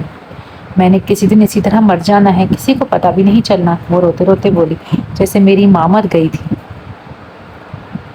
جیسے اس کی خاموشی سے اسے دفن کرایا تھا۔ مجھ سے تو پتہ بھی نہیں میری ماں کی قبر کدھر ہے، کسی کو میری ماں کی قبر کا نہیں پتہ، میری قبر کا بھی پتہ نہیں چلے گا، اس نے کہا۔ میری ماں کو گل داؤدی کے پھول بہت پسند تھے اور وہ مجھے مارننگ گلوری کے پھول بہت اچھے لگتے ہیں۔ نہ اس کی قبر پر کبھی گل داؤدی کے پھول چڑھے، نہ میری قبر پر کبھی مارننگ گلوری کے پھول چڑھیں گے۔ اتنی مایوسی کی باتیں مت کرو زینا، داؤد نے ایک بار پھر اس کا ہاتھ پکڑا۔ میں تمہیں اتنی آسانی سے مرنے نہیں دوں گا۔ تم وہ بے بسی سے مسکرائی۔ تم کیا کر لو گے؟ میں، داؤد نے ایک لمحے کے لیے خلا میں دیکھا۔ میں تمہیں یہاں سے بھگا کے لے جاؤں گا، پھر میں تم سے شادی کر لوں گا۔ داؤد زندگی کے رنگ بھول کر اسے کہنے لگا۔ تمہاری زندگی کے سارے دکھ درد تمہیں بھول جائیں گے، میں تمہیں اتنی خوشیاں دوں گا۔ زینب وقار کا ہاتھ اس کے ہاتھ سے اچانک نکلا اور وہ 2 قدم پیچھے ہٹ گئی۔ تم بھی میرا مذاق اڑا رہے ہو نا؟ اس کی آنکھوں میں بے چینی، بے یقینی اور دکھ اتر آیا، جیسے ارد گرد کے سب لوگ اڑاتے ہیں۔ نہیں، میں تمہارا مذاق ہرگز نہیں اڑا رہا، میں سنجیدہ ہوں، داؤد نے پوری یقین لہجے میں کہا۔ تم مجھ سے شادی کرو گے؟ اس نے ایک بار پھر کہا، اس کی آنکھوں میں دکھ کی جگہ حیرت نظر آئی۔ ہاں بالکل، داؤد نے سر ہلایا۔ مجھ سے؟ اس نے داؤد کی طرف دیکھا۔ میں جو اتنی موٹی ہوں، گندی اور میلی ہوں؟ ہاں تم سے، داؤد نے اسے یقین دلایا۔ قسم کھاؤ، اس نے سر ہلا کر کہا۔ جس کی چاہے قسم لے لو، داؤد نے بھی سر ہلا دیا۔ اس وقت زینب وقار اس دنیا کی معصوم، بے ریا، سچی اور کھری لڑکی لگ رہی تھی، جس کے چہرے پر پھیلی مسرت، حیرت، بے یقینی اور یقین کا ملا جلا امتزاج دنیا کا سب سے خوبصورت رنگ تھا۔ اس کے صحت مند سرخ و سفید چہرے پر مسکراہٹ تھی، وہ ایک دم شاید شرما بھی گئی تھی۔ اس کے چہرے کی سرخی بڑھنے لگی، اپنی ہنسی اور مسکراہٹ کو چھپانے کی کوشش میں اس کے ہونٹ اور رخساروں کے خم نمایاں ہو رہے تھے۔ داؤد نے دلچسپی سے اس کے چہرے کے تاثر کو دیکھا اور اس کے سنہری بکھرے بالوں پر نظریں جما دی، جو روشنی کے ہالے میں چمک رہے تھے۔ تم تو مجھے پہلے ہی اچھے لگتے ہو، وہ جھکی جھکی نظریں اٹھا کر شرماتے ہوئے بولی۔ تم تو مجھے گولی مار دینا چاہتی تھی، یاد کرو۔ نہیں جی، اس بندوق سے کارتوس کبھی باہر نہیں آتا، داؤد بے اختیار ہنس دیا۔ ایک بات تو بتاؤ۔ ہاں پوچھو، داؤد نے جواب دیا۔ سچی؟ وہ بے یقینی سے بولی۔ ہاں بالکل سچی، داؤد نے اسے یقین دلا دیا۔ تم ہوش میں تو ہو؟ وہ کہہ رہی تھی۔ مجھے پہلے ہی پتا تھا، پہلے ہی اندازہ تھا مجھے، اس جرائم پیشہ انسان کے علاقے میں رہ کر تم خود کوئی جان ضرور چڑھاؤ گے۔ اس کا بس نہیں چل رہا تھا وہ داؤد کا سر پھاڑ ڈالے۔ توبہ استغفار، تم اور اس سے شادی کرو گے؟ اس سے؟ اس نان بھائی کی بیٹی سے؟ تم جو ایک اعلیٰ نسب خاندان سے تعلق رکھتے ہو، جس کا ہر فرد اپنی خاندانی نجابت پر فخر کرتا ہے، چاہے وہ بچہ ہو، جوان ہو یا بوڑھا، اسی خاندان کے ایک فرد، تم اس نان بھائی کی بیٹی سے شادی کرو گے، جس کے بارے میں بغیر پوچھے ہی پتا چلتا ہے کہ کرمنل ہے، بدمعاش ہے، 2 نمبری آدمی ہے؟ او میرے خدا، اللہ، داؤد، تم اپنے متعلق میری ساری فینٹیسیز تباہ کر کے رکھ دو گے۔ وہ واویلا کر رہی تھی، زینا کو برا بھلا کہہ رہی تھی، داؤد کو برا بھلا کہہ رہی تھی، مگر وہ خاموشی سے اس کے سامنے بیٹھا اس کو سن رہا تھا۔ اسے ہما کے سارے رد عمل برداشت کرنا تھا، کیونکہ اس معاملے میں اس وقت صرف وہی تھی جو اس کی مدد کر سکتی تھی۔ وہ زینب وقار اور زینا سے شادی کرنے کا مصمم ارادہ کر چکا تھا۔ اسے زینا کے چند دن مخصوص وقت پر کھڑکی پر دستک نہ دیے جانے سے احساس ہو گیا تھا کہ اس کا لاشعور اس کی باتوں، اس کے لہجے، اس کے چہرے پر پھیلی معصوم مسکراہٹ اور اس کی بیٹھی ہوئی آواز کا اسیر ہو چکا تھا۔ زینا سے اس کی ہمدردی، لگاؤ محبت میں کم ڈھلا، اسے پتہ ہی نہیں چلا، اور اب یہ عالم تھا کہ وہ اسے جلد سے جلد اذیت کے سمندر سے نکال کر اپنے ساتھ انسانوں کی بستی میں لے جانا چاہتا تھا۔ وہ اسے زندگی کی خوبصورتی کا احساس دلانا چاہتا تھا، اس کی بے بسی اور مایوسی کو امید، یقینی اور خوشی میں بدلنا چاہتا تھا، لیکن اسے اس بات کا بخوبی احساس تھا کہ اس کام کے لیے اسے کسی نہ کسی کی ضرورت ضرور پڑے گی۔ اسے مدد چاہیے تھی، اور یہ مدد کس سے حاصل کرے، نادر سے یا پھر ہما سے؟ وہ کئی دن تک سوچتا رہا، پھر اس کا قرار ہما کے نام پر نکلا۔ ہما سے پہلے بھی وہ زینہ کا ذکر کر چکا تھا، اور وہ امی سے کافی دوستی بھی گانٹ چکی تھی۔ وہ اس شہر کی رہنے والی تھی اور سمجھدار بھی تھی۔ میں بالکل عام سا انسان ہوں، میرے کریڈٹ پر کوئی بڑے کارنامے اور موقع نہیں ہیں جو میرے بارے میں تمہارے ذہن میں کوئی فینٹیسی ہے۔ نہ ہی میرا امیج عظیم انسان والا ہے جو ایک ایسا قدم اٹھانے سے تباہ ہو جائے گا۔ اس نے پرسکون لہجے میں کہا۔ میں تمہاری نہیں، اس خاندان کی بات کر رہی ہوں جس سے تمہارا تعلق ہے، ہما نے دہرایا۔ خاندان، ذات، قبیلے، یہ سب البتہ فینٹیسیز میں شمار ضرور ہوتے ہیں، داؤد نے کہا۔ انسانوں کے خود بنائے ہوئے بے مقصد معیار، انسان کو تو بس اترانے کا کوئی سبب چاہیے ہوتا ہے، کسی اور طرح سے نہ صحیح، اعلیٰ حسب نسب کے نام پر ہی صحیح۔ اس روز وہ ہما سے کسی طور پر مروب نہ ہونے کا فیصلہ کر کے آیا تھا۔ تم بس یہ بتاؤ کہ تم میری مدد کرو گی یا نہیں؟ تمہیں میری مدد کی ضرورت کیوں ہے؟ وہ طنزیہ لہجے میں بولی۔ انسانیت کی خدمت کا ایک منفرد اور اعلیٰ ترین مثال قائم کرنے چلے ہو، جب اس تاریخ کو رقم کرنے چلے ہو تو اپنے زور بازو پر بھروسہ کرو، دوسروں کو مدد کے لیے کیوں پکارتے ہو؟ مجھے اپنے زور بازو پر مکمل بھروسہ ہے، داؤد نے کہا، اور میں جانتا ہوں کہ یہ کام میں خود اکیلے کر سکتا ہوں۔ تم سے صرف اتنا چاہتا ہوں کہ تم امی تک یہ خبر پہنچا دو۔ کیا بتاؤں ان کو؟ اس کے لہجے میں طنز کچھ اور شدت اختیار کر گیا۔ یہ کہ ان کا بیٹا انسانیت کے نام پر ایک نان بھائی کی بیٹی کو اس کی مصیبتوں سے نکالنے کے لیے اس سے بھگا کر اس سے شادی کرنے چلا ہے۔ اس کے چہرے پر طنزیہ مسکراہٹ ابھری۔ انسانیت کا جھنڈا ہی اٹھانا ہے تو ارد گرد آنکھیں کھول کے دیکھو، انسانیت تو دو قدم پر پڑی سسک رہی ہے۔ میں قدم قدم پر پڑی سسکتی انسانیت کے دکھ پٹانے کے فی الحال قابل نہیں، لیکن جس ایک دکھ اور اذیت کا میں دعویٰ کر سکتا ہوں وہ ضرور کروں گا۔ داؤد کے لہجے میں قطعیت تھی۔ ٹھیک ہے، تو میری مدد نہ کرو، تم پر میرا کوئی زور تو نہیں چل سکتا نا، میں خود ہی کچھ سوچتا ہوں۔ اچھا رکو، وہ اچانک خوشیلی پڑی، مجھے کچھ سوچنے دو، میں کرتی ہوں کچھ۔ ایسے کام جلدی میں کرنا حماقت کہلاتی ہے۔ اس کا لہجہ اچانک نرم ہو گیا۔ داؤد کا دل مسکرایا، وہ ہما کو قائل کرنے میں کامیاب ہو گیا تھا۔ میں نے اپنا پلان بنا لیا ہے، میں نے سوچ لیا کہ مجھے تم کو کس طرح سے یہاں سے نکالنا ہے۔ اس رات داؤد نے زینہ سے کہا۔ کیسے؟ وہ شاید سخت بے چینی کا اور بے یقینی کا شکار تھی۔ اس روز اس نے سارا دن سوچا تھا اور اسے ایک لمحے کے لیے بھی یقین نہیں آیا تھا کہ جو اس نے داؤد سے سنا وہ سچ تھا۔ اسے ایسا ہی لگتا رہا کہ داؤد کی بات بچے کا بہلاوا تھا۔ وہ چند لمحوں کے لیے خوش ہو گئی، بس یہی کافی تھا۔ تمہیں میں اسی سوراخ سے دیوار کے پار نکال کر بھگا کے لے جاؤں گا، داؤد نے مسکرا کر کہا۔ اس سوراخ سے؟ اس کی نظریں ہارڈ بورڈ کے کٹے ہوئے حصے پر پڑی۔ میں اس سے کیسے گزر سکتی ہوں؟ میں تو اتنی صحت مند ہوں۔ کچھ دن کھانا پینا بند کر دو، بلی جیسی دبلی ہو جاؤ گی تو آسانی سے نکل آؤ گی۔ اسے زینہ کو چھیڑنے میں مزہ آ رہا تھا۔ وہ ایک ایسا کام کرنے جا رہا تھا جس سے اس کی زندگی بامعنی ہونے والی تھی۔ زندگی کسی مقصد کے تحت کنارے پر عمل کرنے والا کام۔ کسی مصیبت زدہ بے بس انسان کو اس کے عذاب سے نکالنا بھی تو زندگی کا مقصد ہو سکتا ہے نا۔ ہاں یہ ٹھیک ہے، وہ ہنس دی، میں کل سے کچھ نہیں کھاؤں گی۔ بے وقوف، یہ مت کرنا، میرے پاس تمہیں بھگانے کے کئی طریقے ہیں۔ سلمان مجھے گولی مار دے گا۔ اس کا لہجہ خوف سے لرز گیا۔ سلمان کے فرشتوں کو بھی خبر نہیں ہونی۔ کیا تم واقعی مجھ سے محبت کرتے ہو؟ اس نے اپنی آنکھیں داؤد کے چہرے پہ گاڑ دیں۔ ہاں میں تم سے واقعی محبت کرتا ہوں، کیونکہ محبت کیے جانے کے قابل ہو تم، داؤد نے کہا۔ میں نے آج بالوں میں صابن مل مل کر انہیں دھویا ہے، دیکھو۔ اس کے ایک جملے سے جیسے اس میں برق کی توانائی بھر گئی تھی۔ وہ اپنے سنہری گھنگریالے بال سوراخ سے قریب لا کر بولی۔ ان سے کسی نائلون سوٹ کی خوشبو آ رہی تھی۔ داؤد نے اس کے بالوں کو سن کر بے ساختہ جھٹکا کھا کر پیچھے ہٹا۔ اور میں نہائی بھی تھی آج، اس نے اپنا گدگداہٹ آگے بڑھایا۔ آج میں نے بہار کے موسم کے کپڑے بھی پہنے ہیں۔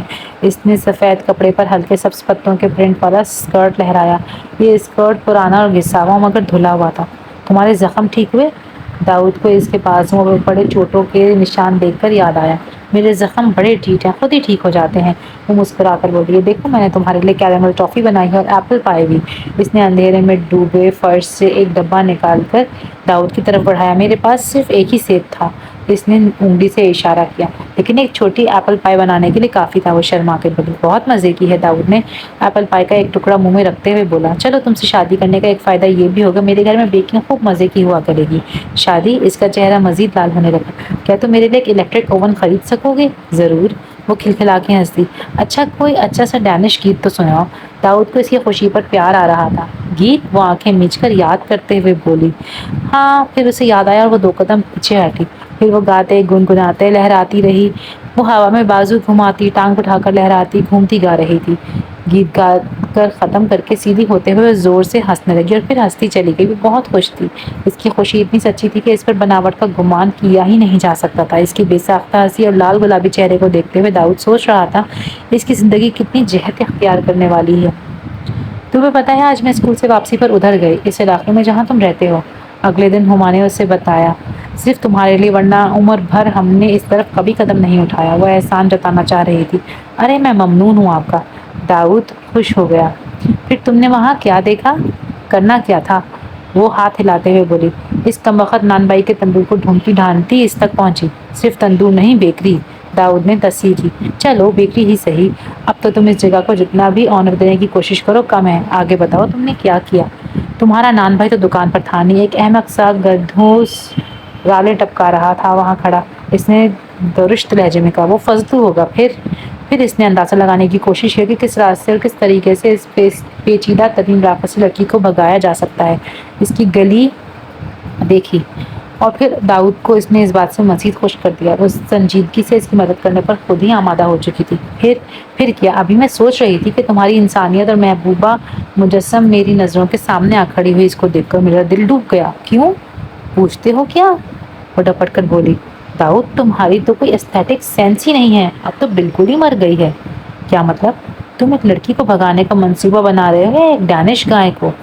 یہ کیا کہہ رہی ہو؟ تو اور کیا، وہ پہلو بدلتے ہوئے بولی۔ اس کو دیکھ کر مجھے عرصہ ہوا ریڈ ڈینش گائے کا خیال آ گیا، جس کی تصویر میں نے ایک رسالے میں دیکھی تھی۔ لڑکی تو وہ کہیں سے بھی نہیں لگتی۔ اس نے داؤد کی طرف دیکھا۔ کیا تم اس کی انسلٹ کر رہی ہو؟ داؤد یکدم برا مانتے ہوئے بولا۔ برا مانتے ہو تو مانتے رہو، وہ لڑکی تو کہیں سے بھی نہیں لگتی، صرف ڈینش گائے جس پر کہیں کہیں سفید چتریاں پڑی ہوئی ہوں۔ آئی ایم سوری ہما، تمہاری سوچ۔ داؤد بالکل برا مان گیا۔ کیا میری سوچ بھائی؟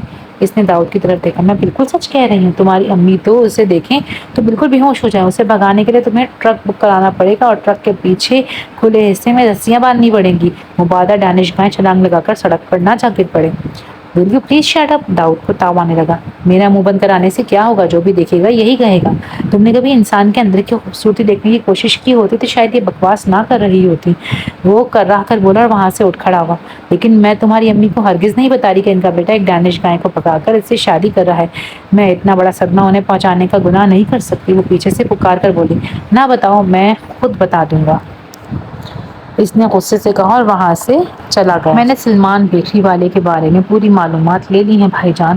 وہ تو پورا بدمعاش آدمی ہے جناب۔ ادھر جو افغان بستیاں ہیں نا، ادھر اس کا آنا جانا ہے۔ اسلحے کا کاروبار بھی کرتا ہے۔ یہ بیکری، تندور سب نظر کا دھوکہ ہے بھائی جان۔ اس آدمی سے بچ کے رہیں، نادر اسے بتا رہا تھا۔ اس کے کاروبار اور تعلقات کے بارے میں مجھے پوری خبر ہے نادر، میرے پاس اس کے کوکو پاؤڈر کا سیمپل بھی رکھا ہوا ہے۔ داؤد نے کہا۔ مگر مجھے صرف یہ معلوم کرنا ہے کہ کیا سال کا کوئی ایسا دن بھی ہوتا ہے جب وہ گھر پر یا بیکری پر نہیں ہوتا؟ مطلب وہ کہیں جاتا واتا نہیں کیا؟ جاتا ہے بھائی جان، نادر نے معلومات کی تھیلی سے اور خبر نکالی۔ ان کے پھیرے ہوتے ہیں، مطلب جس نیٹ ورک کے لیے یہ کام کرتے ہیں، اس کا ہر رکن اپنی باری پر سرحد پار کرتا ہے اور اپنا ٹاسک مکمل کرنے کے بعد واپس آتا ہے۔ اس کو یہ لوگ پھیرا کہتے ہیں۔ سلمان بھی پھیرے پر جاتا ہے؟ بس پھر تم مجھے یہ پتہ کر کے بتاؤ کہ سلمان کا پھیرا کب آنے والا ہے۔ خیر تو ہے نا بھائی جان؟ سلمان کے پھیرے میں آپ کو کیوں دلچسپی ہے؟ نادر نے تجسس کا اظہار کیا۔ یہ میں تمہیں اس وقت بتاؤں گا جب سلمان پھیرے پر جائے گا۔ اس کا ذہن الجھی ہوئی چیزوں کو ترتیب دینے میں مشغول تھا۔ تم مجھے بتا سکتی ہو کہ سلمان کہیں کب غائب ہوتا ہے؟ اس نے زینہ سے پوچھا۔ جواب میں اس نے زبان سے کچھ کہنے کے بجائے نفی میں سر ہلا دیا۔ کیا تمہیں پتہ نہیں چلتا کہ وہ گھر پر ہے یا نہیں؟ وہ باہر والے کمرے میں سوتا ہے اور وہاں رات کے وقت کبھی کبھی اس کے پاس اور لوگ بھی آ جاتے ہیں۔ ان دنوں وہ بیکری پر نہیں بیٹھتا۔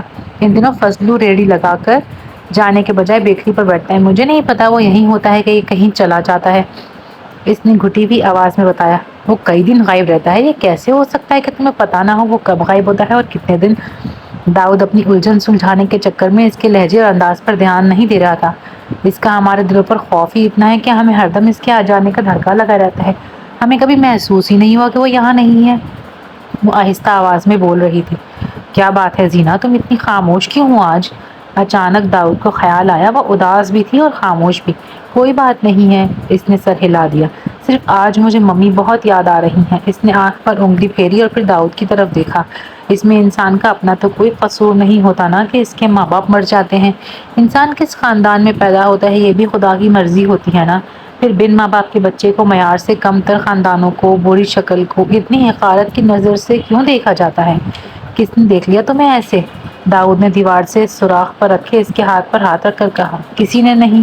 اس نے اپنا ہاتھ داؤد کے ہاتھ کے نیچے سے نکالتے ہوئے کہا۔ زینا، داؤد نے نرمی سے کہا، کیا بات ہے؟ کوئی بات نہیں ہے۔ اس نے سر ہلایا اور پھر داؤد کی طرف دیکھا۔ وہ لڑکی تمہاری کزن تھی؟ کون سی لڑکی؟ وہ جو اس روز آئی تھی؟ او ہاں، داؤد کو کچھ سمجھ آنے لگا۔ وہ بہت پیاری تھی۔ وہ کہہ رہی تھی مجھ سے ملنے آئی ہے۔ وہ مجھے دیکھنا چاہتی تھی کیونکہ تم نے اسے بتایا تھا کہ تم مجھ سے شادی کرنا چاہتے ہو۔ میں تم سے شادی کرنا نہیں چاہتا زینا، میں تم سے شادی کرنے والا ہوں، داؤد تصحیح کرتے ہوئے بولا۔ اس لڑکی نے تم سے کوئی اوٹ پٹانگ بات تو نہیں کی؟ اسے خیال آیا۔ نہیں، اس نے مجھ سے بات نہیں کی دادا، وہ بس مجھے دیکھے جا رہی تھی۔ تو تم کو برا لگا وہ تمہیں دیکھے جا رہی تھی؟ نہیں، بلکہ مجھے اچھا لگا، اس نے سامنے دیکھتے ہوئے کہا۔ مجھے یقین آ گیا کہ تم نے جو شادی کی بات کی تھی وہ مذاق نہیں تھی۔ بہت غلط بات ہے، داؤد نے منہ بنایا۔ تم اس سے پہلے تک میری بات کو سیریس نہیں لے رہی تھی۔ جواب میں وہ خاموش رہی۔ آج مجھ سے اسٹون اوون کا ایک حصہ خراب ہو گیا۔ صبح میری شامت آنے والی ہے۔ پھر جیسے وہ انجانے خوف سے کانپ کر بولی۔ کیسے خراب ہو گیا اوون؟ داؤد نے گھبرا کر کہا۔ اس کا ایک حصہ نیچے سے ٹوٹ رہا تھا۔ میں نے سلمان کو ڈر کے مارے بتایا ہی نہیں اور آج وہ توازن نہ ہونے کی وجہ سے ایک سائڈ سے گر گیا اور بس اب اس کی آواز گھٹ گئی۔ اس وقت شاید نیچے سے اسے کوئی آواز آئی تھی۔ وہ ایک سیکنڈ میں سوراخ سے پرے ہٹی اور تیزی سے کوٹری سے باہر نکل گئی۔ یا اللہ، یہ کیسا پزل ہے، میں اسے کیسے کامیابی سے حل کر سکتا ہوں؟ وہ وہیں کھڑا سوچ رہا تھا۔ آج سے 1.5 ہفتے کے بعد سلمان کا پھیرا شروع ہونے والا ہے بھائی جان، چند دن بعد نادر نے اسے بتایا تھا۔ اب بتائیں اس کے پھیرے میں آپ کا کیا انٹرسٹ ہے؟ داؤد نے اسے اپنا پلان بتانے میں اس بار ہچکچاہٹ محسوس نہیں کی تھی۔ اسے کسی کی مدد کی ہر صورت ضرورت درکار تھی۔ آپ تو بہت شریف لگتے ہو بھائی جان، آپ لڑکی بھگاؤ گے؟ نادر بے اختیار ہنس پڑا۔ پلیز نادر، میں سیریس ہوں۔ داؤد بھائی جان، ہے تو یہ نیکی کام، مگر آپ دیکھیں آپ ابھی ناتجربہ کار ہیں، یہاں ملازمت کے لیے آئے ہیں، آپ کن کاموں میں پڑ گئے ہیں؟ اس سلمان اور اس کے ساتھیوں کے ہاتھ بڑے لمبے ہیں، نادر نے اسے سمجھایا۔ تم میرا ساتھ دے رہے ہو یا نہیں؟ داؤد نے اس کی بات کو خاطر میں نہ لاتے ہوئے کہا۔ میں دل و جان سے حاضر ہوں بھائی جان، آپ سیریس ہے تو اچھی بات ہے، ہم بھی ساتھ کوئی نیکی کما لیں گے۔ وہ بولا۔ بس تو پھر ڈن ہے، ہم اسے وہاں سے نکالیں گے۔ ڈن ہے، نادر نے داؤد سے ہاتھ ملایا۔ کیا واقعی تم مجھے لے جاؤ گے؟ اگلی رات زینا نے داؤد کا پلان سننے کے بعد کہا۔ اس کے بازو پر آستین نہیں تھی۔ سلمان نے اوون ٹوٹنے کی پاداش میں اس کا بازو گرم اوون میں جھونک دیا تھا۔ اس کے بازو پر آولے پڑے ہوئے تھے جن پر اس نے ہلدی کا لیپ سا لگایا ہوا تھا۔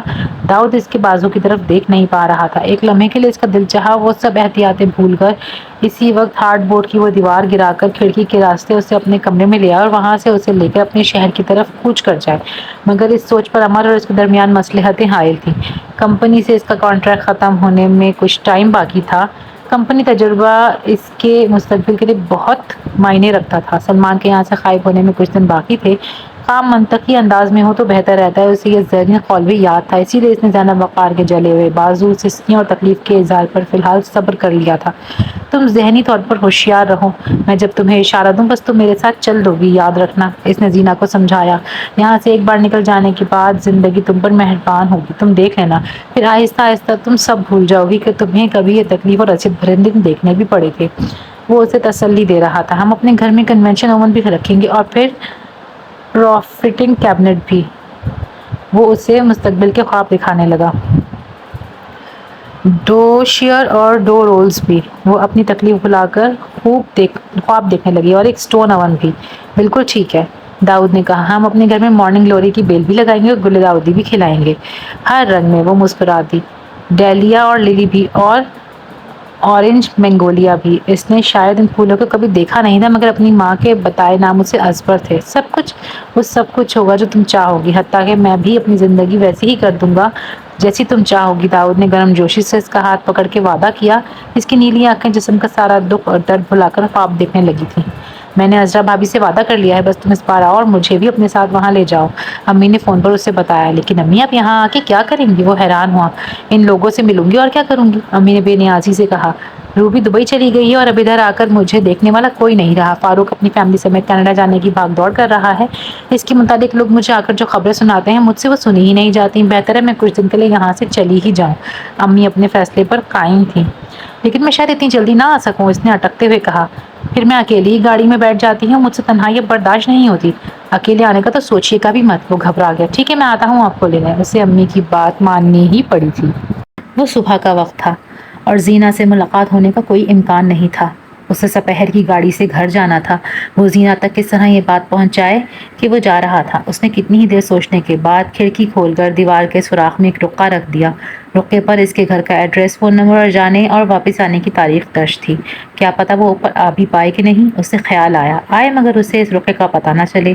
कई तरह के ख्याल थे मगर इसके पास इसके सिवा कोई दूसरा तरीका भी नहीं था जीना तक अपना पैगाम पहुंचाने का। सलमान के जाने से पहले तो उसे वापस आ ही जाना था। वो सिर्फ इसको तसल्ली देना चाहता था। वो गायब नहीं हो रहा था, वापस आने वाला था। हुमा ने सुजुकी से उतरकर अपने सामने का मंजर देखा। सड़क के साथ जुड़ी गली अंदर जा रही थी। वो कुछ दिन पहले भी ये मंजर देख चुकी थी। अंदर जाती गली से जुड़ी अनगिनत दाखिली और बगली गलियां थीं, तंग और पुरपेच, ऊंची नीची टूटी फूटी ईंटों वाली गलियां जिसके साथ उबलती हुई नालियां थी और जिनमें आधे पूरे कपड़े पहने बच्चे खेलते थे। उसे कई तंग गलियों से गुजरकर एक निस्बतन खुली गली में जाना था जहां रोजेटा बेकरी, कायम शुदा 1971 का बेकरी डिस्प्ले गैस था, जिसके पीछे ग्रे पतलून पर खाकी शर्ट पहने गैलिस लगाए हुए आदमी खड़ा था जिससे उससे मिलना था। सहन से धूप ढल चुकी थी लेकिन वो अभी भी सहन के कच्चे फर्श पर पांव फैलाए बैठी थी। सारे में मुर्गियां कुड़कुड़ करती फिर रही थी और बतखें अपनी चोंचों से मिट्टी उधेड़ती थीं। टर्की बर्तनों में और खाने की खुली चीज़ों पर कूदते गुजरते थे मगर वो इनमें से किसी को ना तो कोस रही थी ना ही मना कर रही थी। इसकी खुली आंखें सामने देखते हुए खला में सपने बुन रही थी। इसके हाथ में एक कागज़ था जिस पर सपनों के घर का पता दर्ज था और फ़ोन नंबर भी। उसे जल्द इस अजियतनाक ज़िंदगी से छोड़कर सपनों के इस घर में जाना था। एक खुशगवार ज़िंदगी जिसमें वो बहुत कुछ देखने वाली थी, सब कुछ होने वाला था जो वो चाहती थी। वो अपने सोचों में इतनी गुम थी कि उसे ये भी पता न चला कि ऐसा क्या हुआ था जो मुर्गियां, बतखें, टर्की और मोर अपनी अपनी मखसूस आवाज़ें लगाते इधर उधर क्यों उड़े और भागे थे। उसे किसी के भारी और तेज कदमों की आवाज़ भी सुनाई नहीं दे रही थी। ना ही उसने किसी को सीढ़ियां चढ़कर ऊपर कोठरी में जाते देखा। वो तो बस इस वक्त चौंक कर अपने ख्यालों से बाहर आई जब उसने सलमान को सीढ़ियां उतरकर अपनी तरफ आते देखा था। दाऊद की अम्मी कितनी प्यारी और स्वीट थी। वो जिस दिन से हमारे घर आई थी घर में कितनी रौनक सी हो गई थी। वो जल्दी घुल मिल गई थी कि लगता ही ना था कि वो हमारे घर में पहली बार आई थी। लगता था वो हमेशा से यही रहती रही थी। इन्हें हमारा घर भी कितना अच्छा लगा था और वो इतनी हुनरमंद थी कि उन्होंने मुझको कितने ही नए हुनर भी सिखा दिए थे। मगर ये और कितना अजीब सा हो गया था। यूँ रहता था जैसे ये दाऊद कितना अजीब सा हो गया था। यूँ रहता था जैसे जलते तवे पर बैठा हो, हर वक्त जला भुना नाराज काट खाने को दौड़ता था। इसको हंसते देखने के लिए दिल ख्वाहिशी करता रह जाता। मगर वो इस दिन भी खुलकर खुश नहीं हुआ था जब इसका इस कंपनी से मुआहदा कामयाबी से ख़त्म हुआ था जिसके लिए काम करने वो इस शहर में आया था। दाऊद के शहर में आने से कितना कुछ बदल गया था और 2 सालों में क्या कुछ हो गया था। मैंने अपनी नज़रों के सामने दाऊद को एक नातजुर्बाकार, झेंपू और शर्मीले इंसान से खुद एतमाद, जिम्मेदार और समझदार मर्द में ढलते देखा था। शायद दाऊद का वो तजुर्बा नाकाम रहा था जिसमें वो इंसानियत की एक तारीखी खिदमत करने चला था, क्योंकि ओकाड़ा से वापस आने के बाद इसने अपने मंसूबे को अमली जमा पहनाने के लिए कोई कदम उठाया था ना इसका कभी तस्करा किया। शायद जज्बाती मोहब्बतों की उम्र यूं ही होती है, इतनी कम। कच्चे जज्बे और कच्ची मोहब्बतें। दाऊद को ये बात शायद इस तजुर्बे से गुजर कर ही समझ में आना थी, मगर तजुर्बा था तल्ख, जबकि तो इसके बाद वह खामोश तबाल लिए दिए रहने वाला शख्स बन के रह गया था। वो इस वक्त भी खुलकर खुश नहीं हुआ जब उसे एक बैनुल-अक़वामी कंस्ट्रक्शन फर्म में मुस्तकिल नौकरी की चिट्ठी मौसूल हुई। पुरकशिश तनख्वाह, घर, मुलाजिम, उस सब मुराद भी साथ मिल रही थी। कितना बेवकूफ़ था। वक्ती धचके की खातिर इतनी पुरजोश खुशी में भी ढंग से खुश नहीं हो पाया था। दाऊद ने नौकरी ज्वाइन कर ली तो इसकी अम्मी दोबारा ओकाड़ा से हमारे घर आई। इस बार वो एक हैरत अंगेज़ दरख्वास्त के साथ हमारे घर आई थी। मैं जिसकी शादी की उम्र निकल रही थी, जिसकी वजह से अम्मा और अम्मी की नींदें उड़ी हुई थी।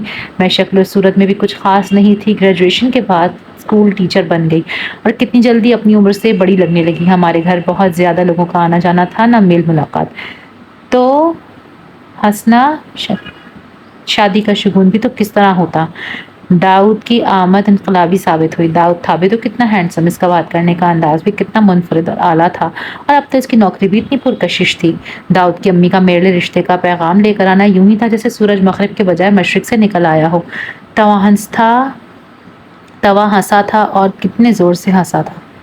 امی اور اماں کو پیام قبول کرنے میں کیا تعامل ہو سکتا تھا؟ میں نہیں جانتی کہ اس پیام میں داؤد کی کتنی مرضی شامل تھی بھی یا نہیں، لیکن مجھے اپنا پتہ تھا، میں نے جیسے جہان فتح کر لیا تھا۔ داؤد مجھ سے عمر میں چند ماہ چھوٹا تھا، مگر اس کی شخصیت میں نہ جانے کیا جادو تھا کہ وہ اپنی پختہ سوچ، ذمہ دارانہ رویوں اور عمر میں کچھ بڑے ہونے کا احساس اس کے باوجود خود کو اس زہر سے نہیں بچا پائی تھی۔ گریجویشن کے بعد اسکول ٹیچر بن گئی اور جلد ہی اپنی عمر سے بڑی لگنے لگی۔ ہمارے گھر بہت سادہ لوگوں کا آنا جانا تھا، نہ میل ملاقات۔ توا ہنستا یعنی شادی کا شگون ہوتا بھی تو کس طرح؟ داؤد کی آمد انقلابی ثابت ہوئی۔ داؤد تھا بھی تو کتنا ہینڈسم، اور اس کا بات کرنے کا انداز بھی کتنا منفرد اور اعلیٰ تھا، اور اب تو اس کی نوکری بھی اتنی پرکشش تھی۔ داؤد کی امی کا میرے لیے شادی کا پیغام لانا یوں ہی تھا جیسے سورج مغرب کے بجائے مشرق سے نکل آیا ہو۔ توا ہنسا تھا اور کتنی زور سے ہنسا تھا۔ اماں اور امی کو پیام قبول کرنے میں کیا تعامل ہو سکتا تھا؟ میں نہیں جانتی کہ اس پیام میں داؤد کی کتنی مرضی شامل تھی بھی یا نہیں، لیکن مجھے اپنا پتہ تھا، میں نے جیسے جہان فتح کر لیا تھا۔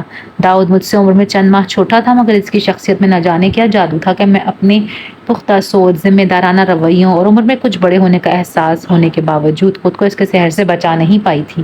آنے والے دنوں میں داؤد کی بیوی بننے کے بعد مجھے اسے یہ باور کرانا تھا کہ ایک خاندانی اعلیٰ نسب کی پڑھی لکھی بیوی اور ڈینش گائے جیسی نان بائی کی بیٹی میں کیا فرق ہوتا ہے۔ مجھے داؤد کے دل کو ٹٹول کر دیکھنا تھا کہ وہاں اسے بھی روزیٹا بیکرز کے نان بائی کی بیٹی کا کوئی رنگ باقی تھا یا نہیں۔ اگر تھا تو مجھے اپنے رنگ کے ساتھ اس رنگ پر غالب آنا تھا، یوں کہ بیتے دنوں کی کوئی گرد اس کے دل پر باقی نہ رہے۔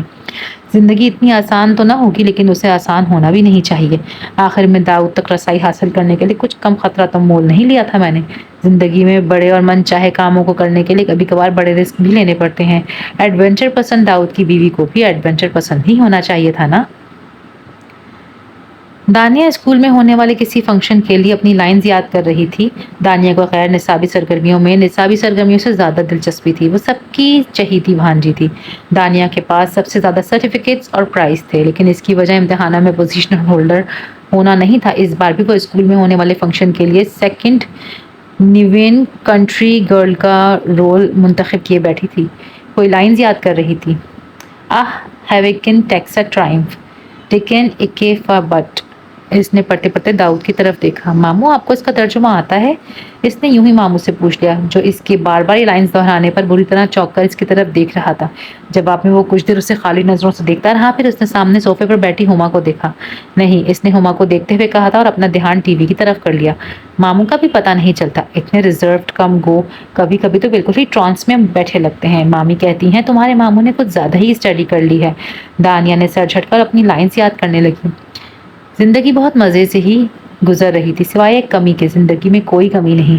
وقت نے بہت کچھ دیا ہے، لیکن ہمارا آنگن سونا ہے، اس میں بچوں کی چہکار نہیں۔ کبھی کبھی یہ کمی بہت شدت سے محسوس ہوتی ہے، لیکن داؤد نے کبھی مجھے اس کا احساس نہیں دلایا۔ داؤد نے زندگی میں محنت کی اور اب وہ گریڈ 22 پر کام کر رہا ہے۔ ہم وفاقی دارالحکومت میں ایک بڑے سرکاری گھر میں رہائش پذیر ہیں۔ اماں اور امی میری قسمت کو دیر سے مگر خوش آئی کہتی ہیں۔ اماں میری شادی کے 5 سال بعد دنیا سے چلی گئیں۔ امی اور داؤد کی امی دونوں ہمارے ساتھ رہنے لگیں۔ میں نے اور داؤد نے دونوں کی خدمت میں کبھی کوتاہی کی ہی نہیں۔ میں جب بھی داؤد کو غور سے دیکھتی ہوں، میری نظروں کے سامنے بیتے دنوں کے کئی لمحے گھوم جاتے ہیں۔ آج داؤد ایک گریسفل شخصیت، عہدے کے روب داب اور زندگی کے ٹھاٹ باٹ کے ساتھ ایک کامیاب انسان نظر آتا ہے۔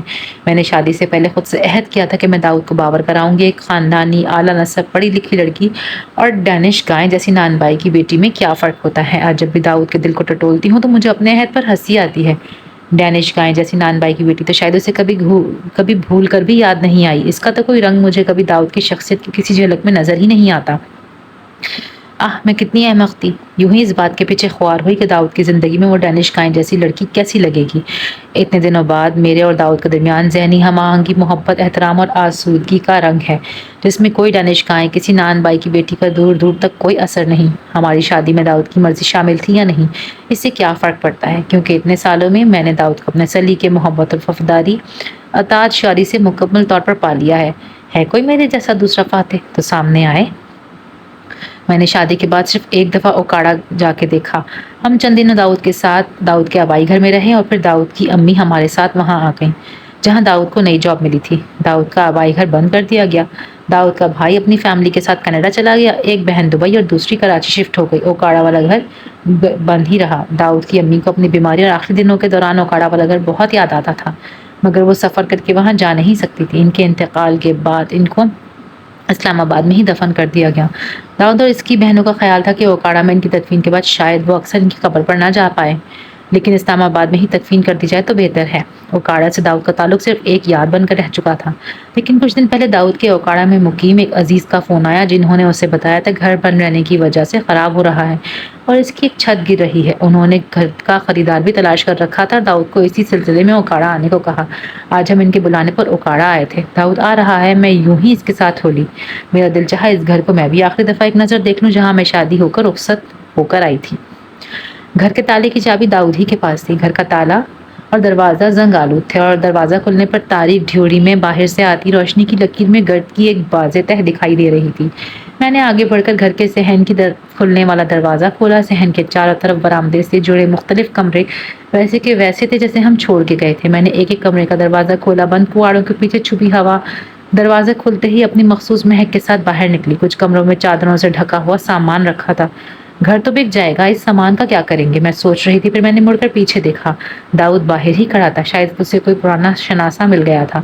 میں داؤد کو دیکھنے واپس ڈیوری میں آئی۔ اسے ڈیوری سے اوپر جاتی گرد آلود سیڑھیوں پر بیٹھے دیکھ کر میں نے چونک کر آگے دیکھا۔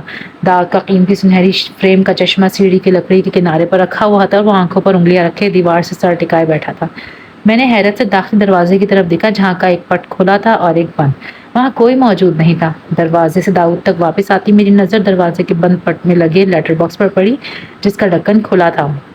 میں نے داؤد کی طرف دیکھا جس کے قریب ڈاک کے کئی لفافے رکھے تھے۔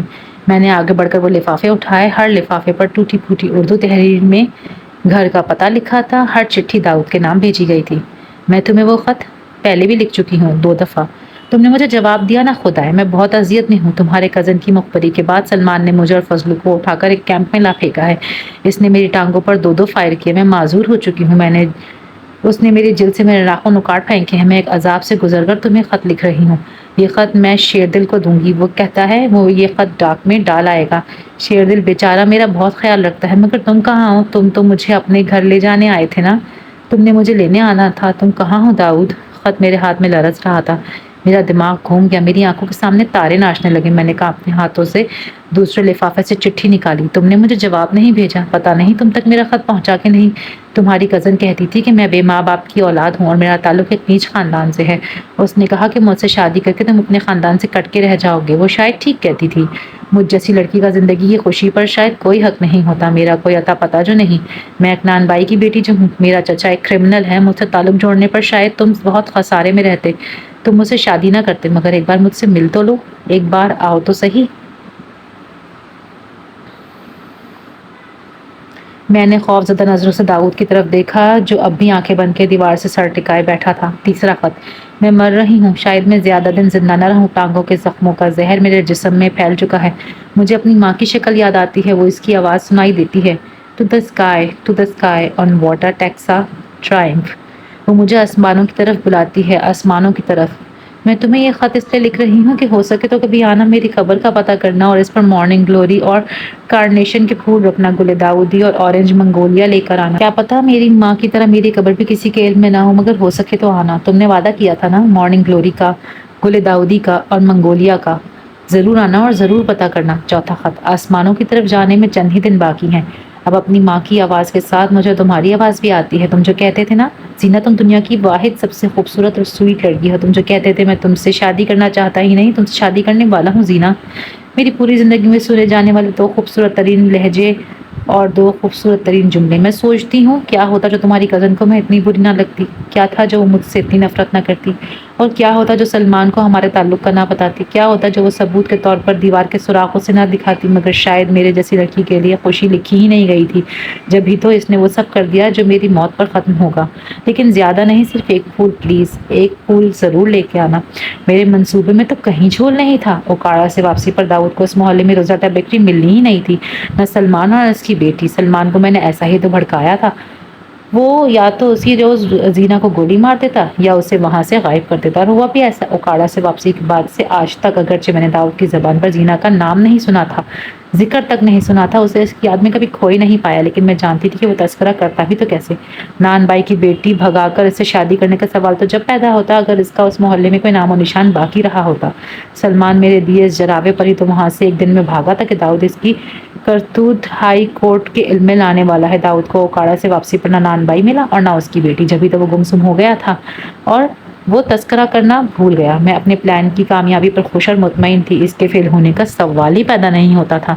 میں نے کوئی جھول ہی نہیں چھوڑا تھا کہ داؤد کو میری ذات پر کوئی شک ہوتا۔ میں نے اپنے کانپتے وجود کو قابو میں لانے کی کوشش کرتے ہوئے ڈرتے ڈرتے داؤد کی طرف دیکھا۔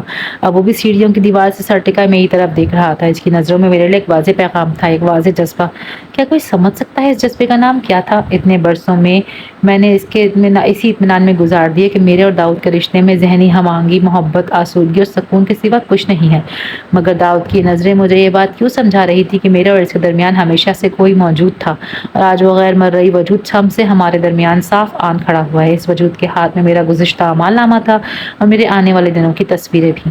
وقتی جذبہ اور کچی محبت ایک انمٹ نقش کی طرح اس کے دل پر گڑی تھی، جس کو میں اپنے رنگ میں رنگا دل کہتی تھی۔ میں نے گھبرا کر نظر چرانے کے بعد ایک بار پھر داؤد کی طرف دیکھا۔ اپنے اور اس کے درمیان ایک طویل فاصلے کے درمیان مجھے سالوں بعد ڈینش گائے کے جیسی نان بائی کی بیٹی پر پورے استحقاق کے ساتھ کھڑی نظر آئی۔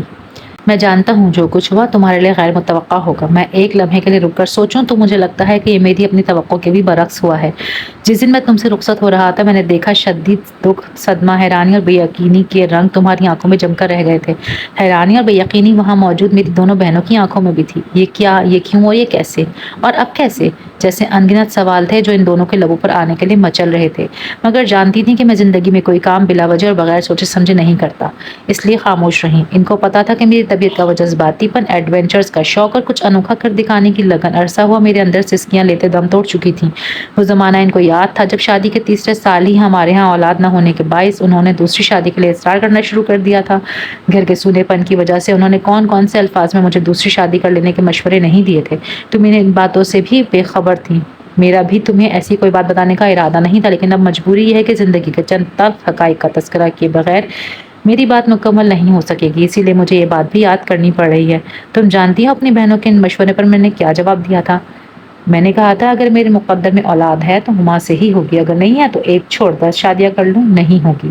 جانتی ہوں میں نے ایسا کیوں کہا تھا؟ میں نے ان کی بات نہ مانتے ہوئے انہیں مایوس کیوں لوٹا دیا تھا؟ اسی لیے کہ میں سوچتا تھا کہ خوابوں کے خوبصورت جزیروں میں رہنے والی نرم گرم سپنے بنتی دنیا کی بہترین ادب کی رسیا، تاریخ کی خوبصورت ترین کرداروں کی شیدائی، حافظ و سعدی کی کانوں میں رس گھولتی شاعری کے پرستار، تلک کمود اور بھیرویں کے راگ سننے کی شوقین، نرم دل، حساس، نازک خیالات کی مالک لڑکی اتنا بڑا جذباتی صدمہ کیسے سہ پائے گی کہ وہ شخص جو اس کی سوچوں کا محور، اس کی زندگی کا ہر خوشی کا آغاز اور اختتام ہے، اسے ایک محض اولاد کی کمی کی وجہ سے چھوڑ کر میں کسی اور کا ہو گیا۔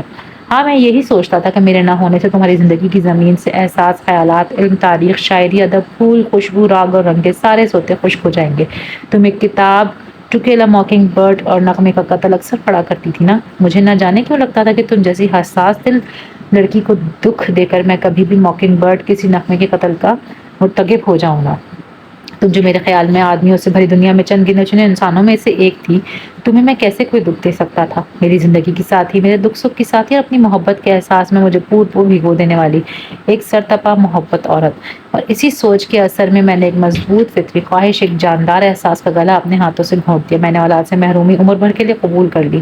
میں نے تمہاری محبت کی زندگی، تمہاری احساس کی حیات کے لیے سب کے مشورے ٹھکرا دیے۔ میں نے صرف تمہیں دیکھ کر جینا شروع کر دیا، جینا بھی کہاں، یوں جانو کہ جینے کی صحیح کرتا رہا، کیونکہ میری زندگی تو کئی سال پہلے مجھ سے اس وقت دفع دی گئی تھی جب گھر سے واپسی پر مجھے شیخ البانڈی کی روزیٹا بیکری قائم شدہ 1971 کے بجائے ایک ڈھنڈار ویران گھر دیکھنے کو ملا تھا۔ اب وہاں نہ کوئی سلمان تھا، نہ فضلو، نہ ان کی بیکری، نہ ہی زینب وقار۔ وہ سب کہاں گئے تھے؟ ان کو زمین نگل گئی تھی کہ آسمان کھا گیا؟ میں جتنی کوشش لگاتا اتنا ہی الجھتا جاتا۔ میں بے بسی کی حد پہ تھا، جس سے آگے نہ پانی تھا، نہ ریت، نہ مٹی، نہ پہاڑ، بس ایک خلا تھی اور مہیب سناٹا، جہاں میری پکار گونجتی، بازگشت کی صورت پھیلتی اور پھر مجھ تک ہی واپس لوٹ جاتی۔ اسے سننے والا کوئی نہیں تھا، اسے جواب دینے والا کوئی بھی نہیں تھا۔ زندگی کی سب سے بڑی خواہش کا گلا گھونٹ دیا جائے، زندگی میں ہی مر جائے، تو پھر جینے کی صرف صحیح باقی رہ جاتی ہے۔ سو میں نے جینے کی صحیح کرنا شروع کر دی ہے۔ انہی دنوں کی بات ہے جب امی اپنی انگلی سے تمہاری طرف اشارہ کر کے مجھے خاک جزیرے سے زری محل کا راستہ دکھانا شروع کر چکی تھی۔ کیا تمہیں پتا ہے میرے ذہن اور دل کا اس وقت کیا عالم تھا کہ میں صورتیں دیکھتا تھا مگر مجھے نظر کچھ نہیں آتا تھا، میں آوازیں سنتا تھا مگر مجھے دکھائی کچھ نہیں دیتا تھا۔ میری بصارتوں میری سماعتوں میں بس ایک ہی چہرہ تھا، ایک ہی آواز ٹھہر گئی تھی، سرخ و سفید رنگ کے امتزاج کی چھپ دکھلاتا بھورے دلوں والا چہرہ اور ٹیکسا ٹرائمف گاتی آواز۔ میں نے امی کے اشارے پر تمہاری سمت دیکھا، تم مجھے نظر آئی یا نہیں مجھے نہیں پتا، لیکن تم امی کی خواہش سے میں خلا میں ٹامکٹوئیاں مار رہا تھا۔ انہی ٹامکٹوئیوں کے دوران میرا ہاتھ تمہارے ہاتھ میں تھما دیا گیا۔ میں نے بالکل بھی مزاحمت نہیں کی، تمہارے ہاتھ پر اپنے ہاتھ کی گرفت مجھے ایسی لگی جیسے نابینا کے ہاتھ سفید چھڑی لگ جائے۔ میں نے اس کے بعد کا سفر تمہارے ساتھ یوں ہی طے کیا جیسے سفید چھڑی ہاتھ میں پکڑے جس سمت حالات میں لے جایا جائے چلا جایا جائے۔